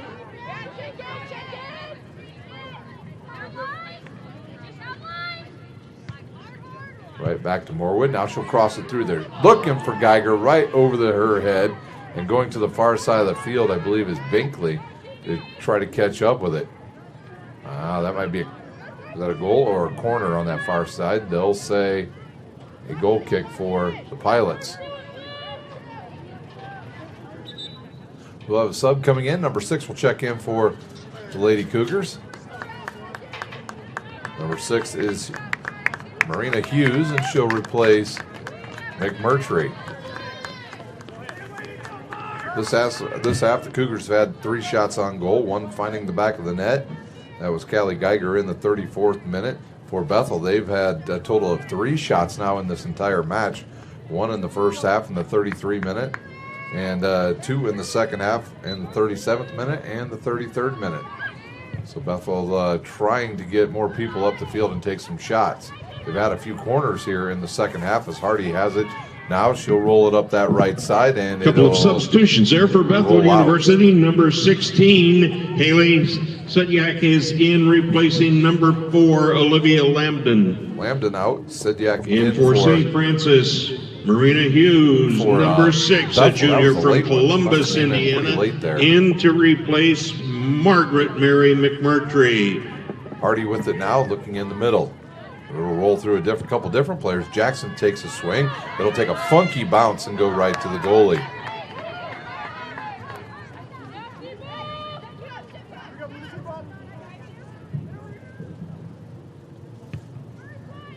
Goalie takes a kick towards midfield. Binkley pushed in the back, and ball will go back to St. Francis. Shear up. She'll take it right about that 40-yard line on the football field. 26 minutes to play. The Cougars looking for their first win in Crossroads League action in the last match of the season. Far side of the field now to Miller. Back to Thompson. Thompson around one player. Thompson's a good player to have in that back row for the Cougars. She's a pretty good midfielder too, so she can kind of play up there. She knows how to dribble the ball pretty well, and she's a very solid defender. Binkley picks off Hardy. Looking ahead now for Baltazar, and cleared out of bounds. And number 14, Weichert, going to check back in for St. Francis. And there's the whistle, and they'll let her back out on the field.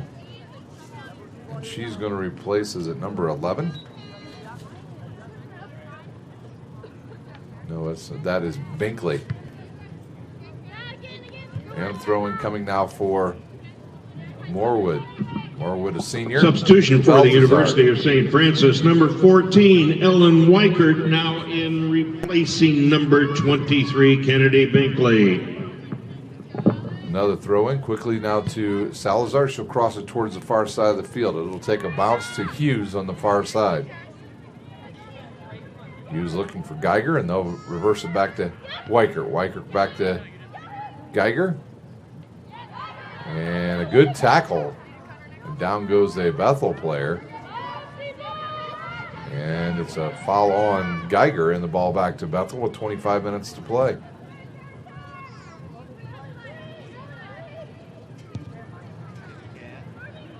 Kick comes down over midfield and picked off there by the defense of the Cougars. Salazar with it. She's double teamed and loses it. Now to the near side of the field.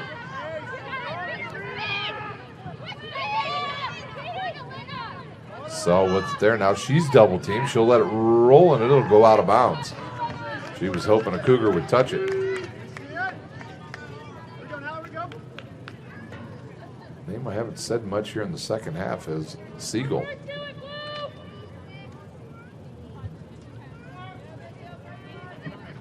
Not even sure she's on the pitch right now.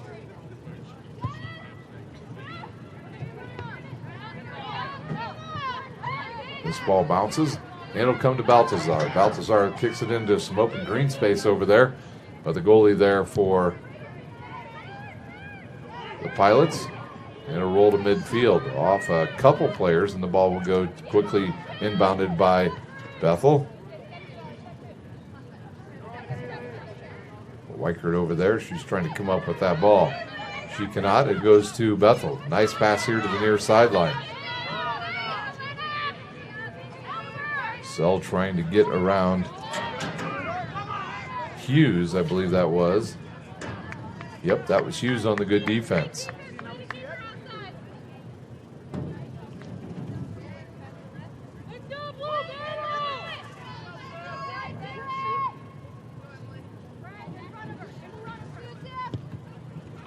Here's a kick. Headed back the other way by Bethel. This will get through a couple different defenders and picked up by the goalie.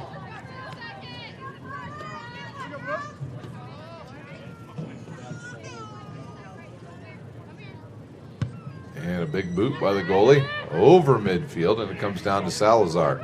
Salazar looking to get it to Earhart. Can't you get it by the defender? She cannot, and cleared back the other way. Morewood misses the header and off the shin of Sutiak and out of bounds. Number 21 going to check in. Smithberger for the Pilots when she gets a chance. Morewood to inbounds. This throw in goes all the way to Byers. Now Earhart with it. And Jackson comes up with it for Bethel. And Baltazar picks her pocket and looks to the far side. Out of the reach of Hughes, but it goes right to Geiger. Now Hughes up the far side. She cannot catch up to that. And it'll roll out of bounds. And into the game comes Smithberger. She'll come in for, she's running to that far side of, nope. Looks like number 3 going to check out, Wilker. For Bethel University, Emily Smithberger, number 21, is now back on the field, replacing Jessica Wilker, number 3. Hardy on that ball over there for Bethel, but she loses it out of bounds.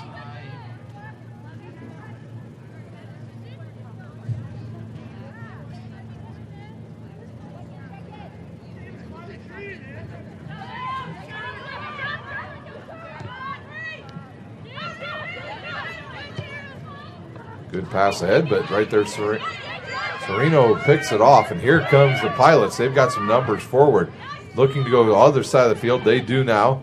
And a good chance now as they go to Hardy. Hardy, can she get a crosser in there? She does, to the far post. Nobody home, and it goes out of bounds. A good pass there by Hardy. And they'll say it went off a Cougar, and a corner coming for Byers and the Pilots.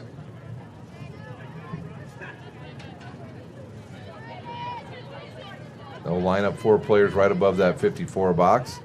It's Hardy on the far side. Here comes the kick. Right to the middle, headed away by Earhart, and it comes out to the Pilots. This ball is going to go basically over the upright, and a goal kick. 20 minutes to play here in our final half.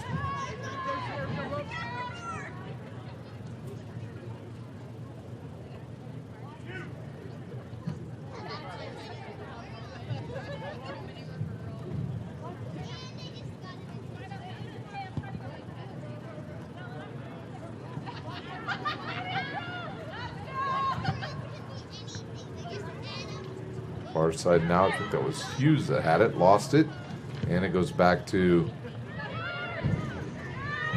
Pilots, who lose it back to the Cougars. Looking for Geiger on the far side. I think the goalie's going to catch up to that. She'll clear it towards midfield.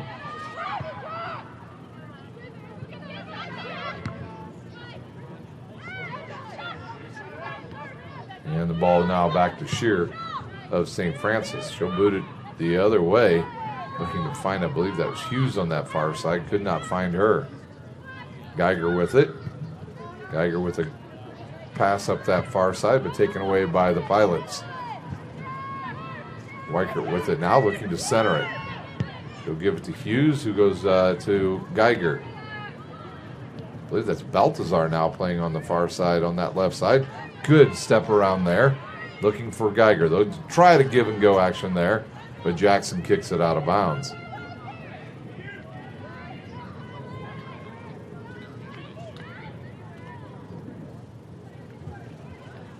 Four to nothing our score.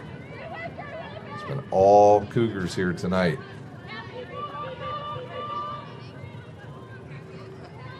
We've got 11 shots on goal. Looking for more here. They try to get in there once again, but the Pilots are able to clear it away. Shear at midfield. Long pass there, too far out of everybody's reach, and it goes to the goalie. Goals tonight for St. Francis. It's McAfee in the 30th minute, Baltazar in the 25th minute, Geiger on a penalty kick in the 14th minute, and then Geiger once again in the 34th minute here in the second half for St. Francis. McAfee is done for the evening. She was injured about 10 minutes ago. Here comes Morwood. She picks it off, looks to center, nobody there, and we'll have two subs coming in for the Cougars. It'll be number 11, McMurtry, in, and number 25, the senior, Basinger from Kaleda, Ohio, Kaleda Local High School, in. McMurtry, a senior as well from Terre Haute, North Virgo High School via St. Joe's College, a school that no longer exists in D2. My son was in the final. Substitution for the University of St. Francis, number 11, Margaret Mary McMurtry, in replacing April Salazar, number 10. And number 25, back. Good call by the Kathy Basinger, a senior. She's from Kalida, Ohio, in replacing number 18, Haley Miller. Thompson, and now a free kick for Shear. Shear, a low one in there, headed away. And then headed towards midfield by Lurch. Lurch now will come up with their own loose ball. She's got four Cougars waiting for her back there. Looking to center it to Hardy. Hardy knocked down there by Basinger. And down goes a Cougar again. That's number 6. Hughes, but she's up quickly. And a free kick now for St. Francis.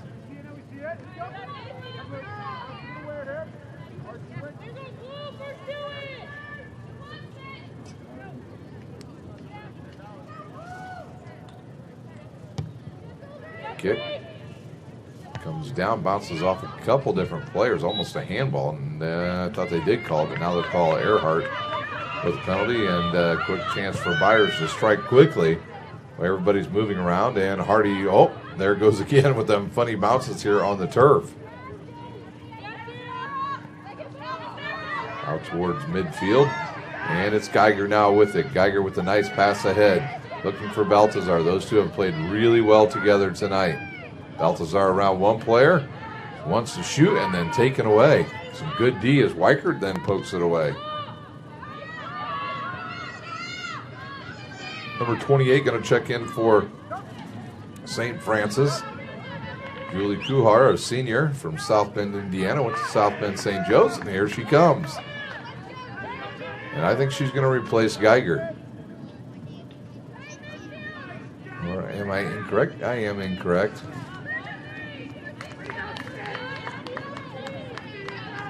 Number 7 in, Bonstreiger. And I'll get that other sub for you. I don't think it was Sell coming back in. I think she was still out there. Out for the Cougars goes number 6, Hughes. Substitutions just now for the University of St. Francis. On the field, number 28, Julia Kuhar. Julia is a senior. She's from South Bend. And for Bethel University, now on the field, number 6, Hannah Mihu. She replaced number 13, Bree Jackson, and number 7, Avery Bontrager in for over to get Audrey Lurch, number 10. Thompson looking ahead now. Weichert and a Pilot run directly into each other. Now they'll battle for the ball. Hardy comes up with it. She looks to go here to the near side. Nice pass into some open space.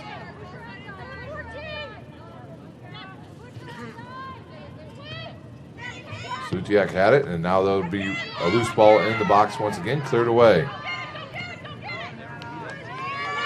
And Morwood up from her defensive spot, and she gets it for St. Francis. A nice pass ahead. Geiger can't catch up to that, but it comes right back to Earhart on the loose ball. She's got McMurtry in the middle of the field. She'll stay here on the near side looking for Geiger. And the ball into a good spot there, but Byers is there. Earhart picks it off. And she'll dribble towards that end line. Now a low crosser headed away, but it's going to come to Geiger. Geiger has Mahout on her. She'll swing and drive it off of Mahout's shin. Put it up here to the near side to Sutiak. Sutiak around one player. And Shear comes over and knocks it off of, nope, they'll say off of Shear. Sutiak with it. She'll throw it in quickly, looking for Lurch. Lurch misses it, and Morwood almost came up with it. Oh, sorry, that is number 7, Bonstrager. Now to Hardy. Hardy double team and pocket pick there by Baltazar, and then she'll get it back off the loose ball. Here's a low crosser, punched away by the goalie, and it'll come out towards midfield. McMurtry on the run for St. Francis. She's looking to get it into the open area to Earhart. Earhart cannot catch up to it and kicked out of bounds. And coming in for the St. Francis Cougars, number 20, Hannah Phillips, a freshman from Portland, Indiana, who attended Jay County High School. And out comes Callie Geiger. What a good night for that young lady. 2 goals this evening. She now leads the team with 5 here as we enter for the University of St. Francis, substitution for both teams. Now in the game, number 20, Hannah Phillips. Hannah is a freshman. She's from Portland, Indiana. She came in to replace Callie Geiger, number 4. The other way by Shear. And it'll go towards midfield and cleared up to number 6, Mahout. And then Byers sends it towards midfield, knocked down, and it'll come down to St. Francis. Good pass to the far side of the field.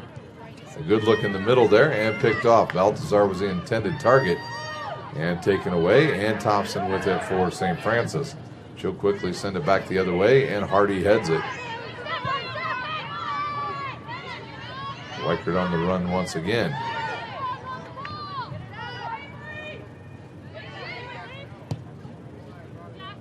Looking ahead now to Earhart, and Byers with some more good defense. Weichert's there to steal it for the Cougars, and a nice pass to the far side. The goalie will come up with it.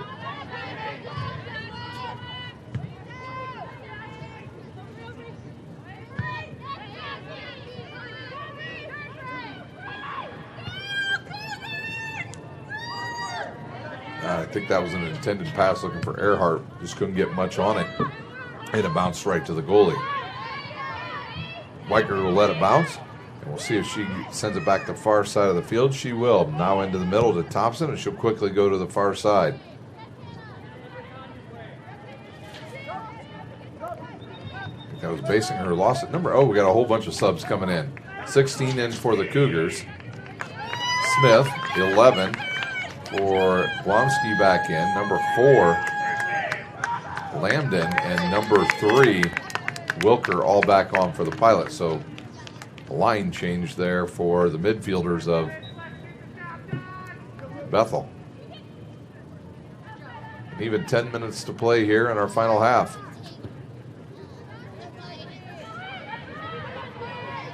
Looks like no overtime needed tonight. Cougars started out hot, and they are finishing the same way. Substitutions just now for the University of St. Francis. Number 16, Michaela Smith, a freshman from Middlebury, Indiana, now in replacing number 13, Katie Shear for Bethel University. Field not called. Official just wants to entering the game, play number on. They 4, will. This Olivia ball's cleared back Landon, towards the goalie. number She'll come up 11, and take a big Leanne move, send it Blonsky, towards and the number middle of the field 3, to Balthazar. Jessica Wilker. They And that's going replaced to be Elena Sell, number 8, number 21, Emily Smithberger, and number 16, Haley Basically, Sutya. she went up high with the foot. As Byers will take this now for the Pilots.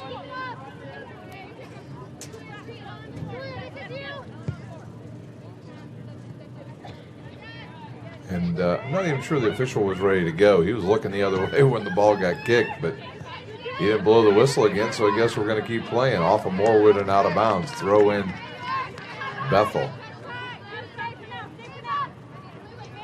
Quick throw in there. Earhart goes down. Excuse me, that's not Earhart. Number 25 is Basinger. And it'll be a throw in as Lurch will come back in and replace Bonstreiger. Lurch from Bowling Green, Ohio, attended Bowling Green High School. Back to Byers, now up ahead. Miss there. Glomsky, and it'll bounce back to the Cougars. Official had to avoid some contact there. And a couple Cougars get tied up in midfield, and they will come up with it eventually and then lose it right back to Bethel. Near side now for Glomsky. Can they get a shot off here? Nice pass to Hardy. Hardy onside. She won't be able to catch up to that. Too much on that pass, and it'll go out of bounds.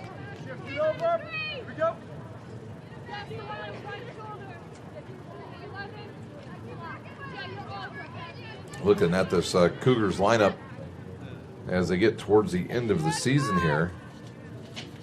Some names they'll have back next year. They'll have, obviously, Callie Geiger will return. A freshman leads the team in goals.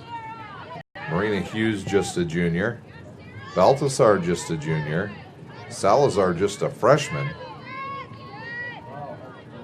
Jade Thompson, a junior. Katie Shearer, the defensive player from Greenwood, outstanding, just a freshman. Weichert, a sophomore from Westerfield, Ohio.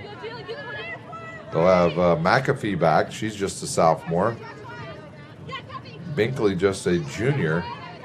So some good young players. Haley Miller, just a freshman as well for the Cougars. And I'm sure their head coach is out recruiting heavily right now. Christy Young, trying to bring in some more talent to this Cougars team. Wilker will take the kick. She quickly sends it in, and Jade Thompson sends it out.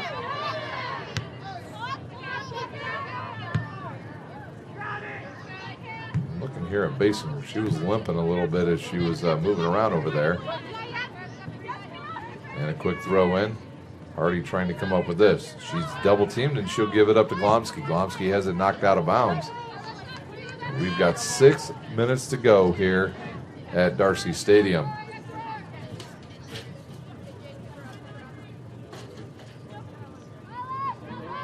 There's a loose ball in the middle and it'll go right to the goalie. Actually, I can't tell if the Cougars may have switched goalies.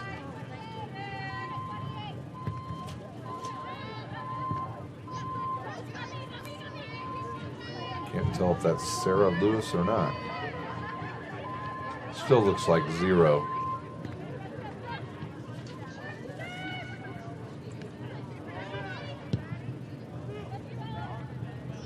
Ball will come down to Lurch. She'll boot it over one player and try to come up with it. She's got Thompson there to knock it out of bounds. It'll be a throw-in. Oh, is it going to be a... Let's see. It is a throw-in on that far side. Quick throw in. It deflects. And will they say a corner this time? Nope, they'll say a goal kick. Going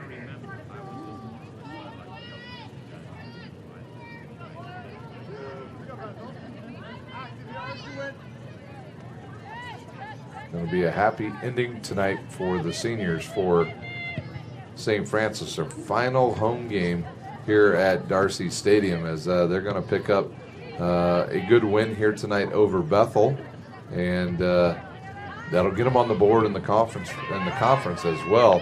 They'll end the season with a win here as Klomsky centers and deflected. 4 minutes to play here at Darcy Stadium. This ball by, ooh, that was a dangerous one there by Byers. Recent substitution for Bethel University, number 10, Audrey Lurch is now back on the field, replacing 7, Avery Bontrager. By the way, Avery is a fine name. My granddaughter's name is Avery. Klomsky with it now to the far side.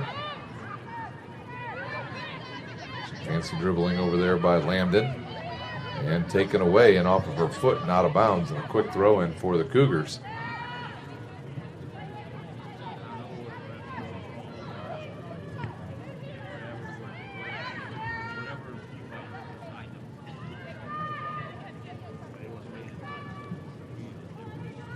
This ball just pinballing on the far side of the field. Finally, Jade Thompson clears it, but it's returned right back to the other side of the field. Basinger misses it, and now it does come to the near side and clear towards midfield. Near side now to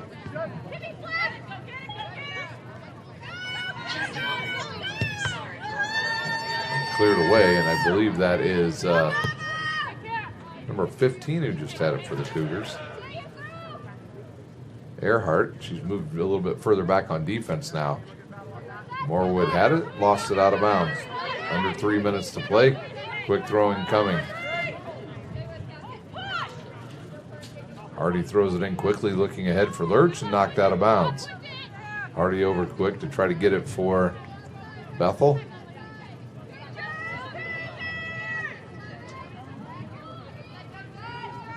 Throw in looking for Lurch, and it'll go right to the goalie.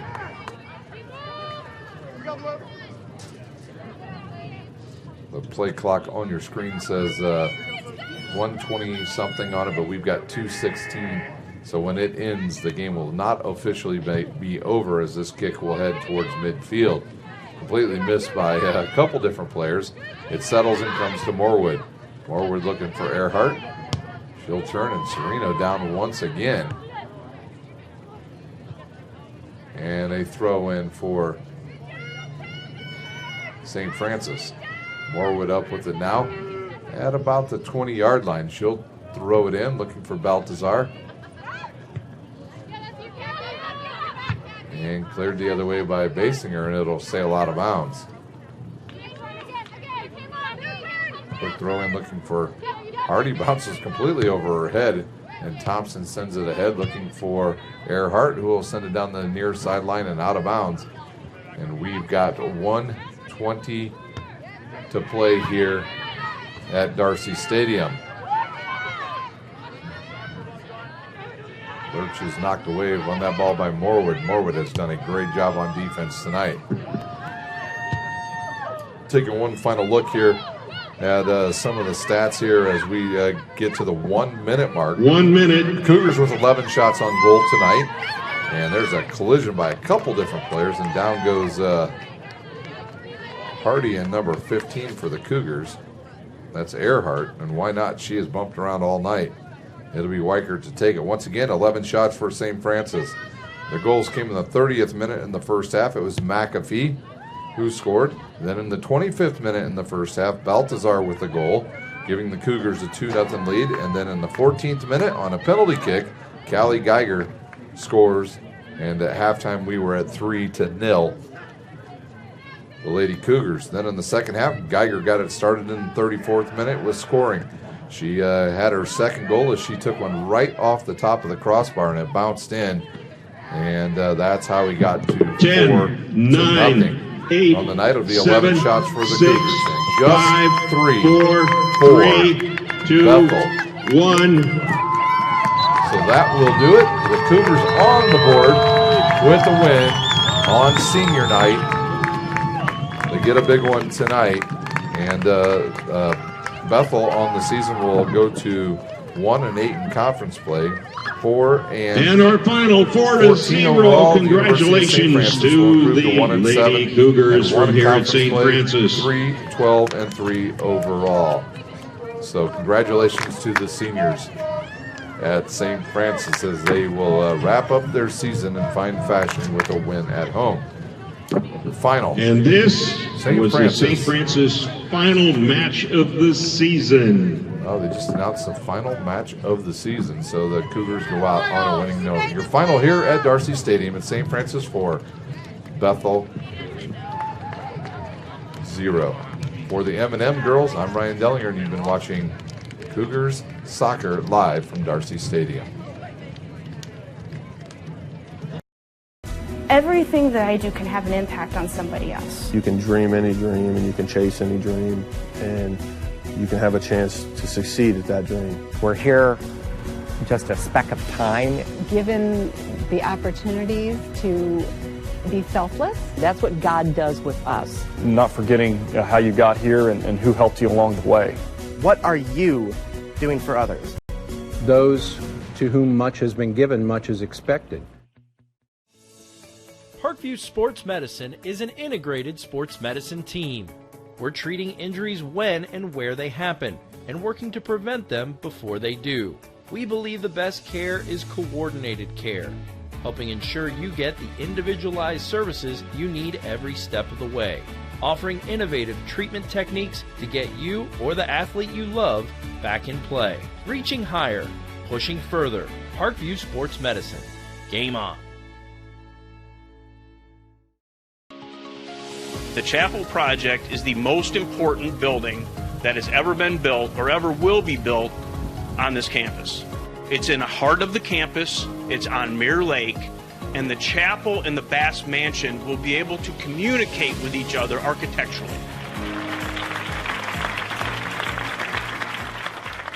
Blood flow restriction training is a new treatment technique we're using at Parkview Sports Medicine that helps us stay on the cutting edge. This type of training is not only new to Parkview Sports Medicine, but in physical therapy as a whole.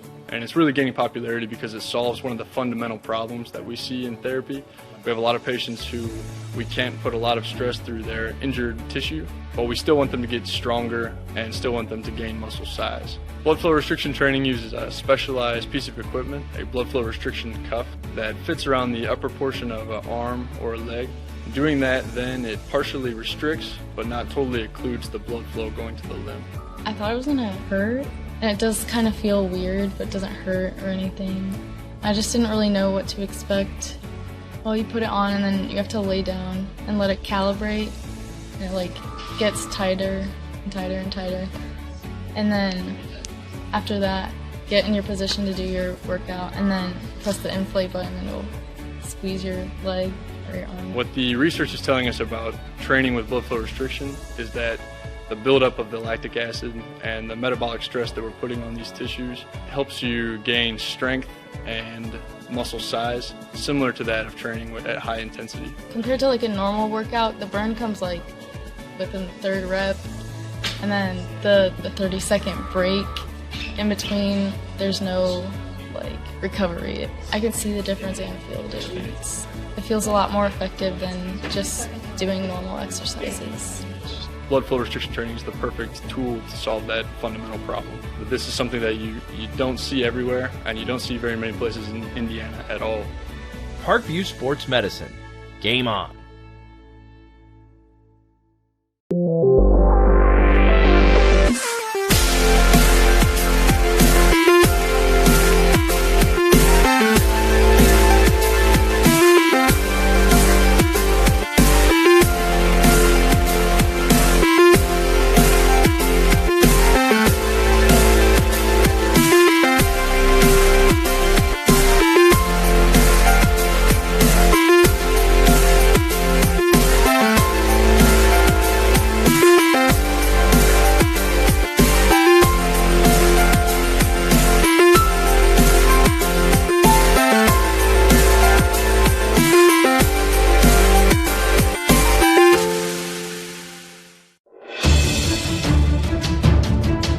Brooks steals it, tips it away to himself. He'll go to the hoop and slam it down. They attack, they get a great shot. Here he comes. And Lucas Cross. Shot hits the post.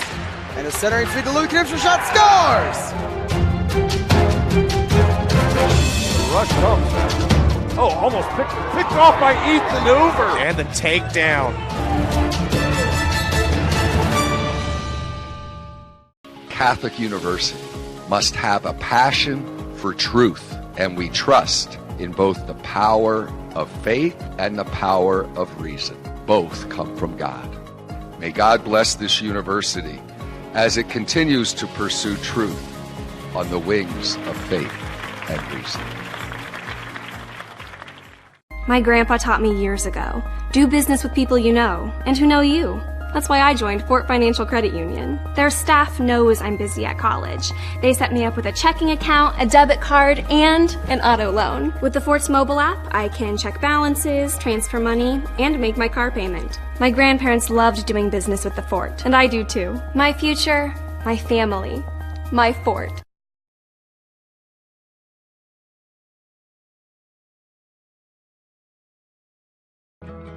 I chose St. Francis because they made a promise that I would have real-world experience that I could take when I graduated, and they delivered on that promise. For me, the classroom only gets you so far, so they're setting you up with an internship. I had a mentor that they set me up with that was a CEO of a DuPont hospital in Fort Wayne. They offer degrees in accounting, business administration, risk management and insurance, marketing, and finance. You know, they just did a great job of the full circle of not only the education but also the experience. Developing athletes to be foundationally strong. Healthy and consistent training. Expert staff. Long-term athletic development. Parkview Sports Medicine Performance. Any athlete, any age, any skill level. Thank you for supporting Summit City Sports. For the last several years, we've provided the Fort Wayne community and beyond with coverage of a variety of sports, thanks to our title sponsorship from Parkview Sports Medicine. Since we began in 2015, our annual budget has covered the cost of videographers and commentators to over 300 plus games each year. New equipment and maintenance of that equipment, along with increased broadcast rights fees from the IHSAA. This season, we're reaching out to friends, families, and local businesses for additional sponsorships and donations. You can help us grow and get coverage to your favorite team or sport. A Summit City Sports sponsorship or donation will help make that happen. We have the goal of bringing fans live stream games of every SAC game we cover. With the additional funds, we'd invest in mobile internet devices, allowing us to bring our supporters every SAC conference football and boys and girls basketball games live, as well as more coverage for sports like cross country, tennis, golf, swimming, wrestling, track and field, baseball, and softball. For more information on sponsorships or how to donate, visit SummitCitySports.com.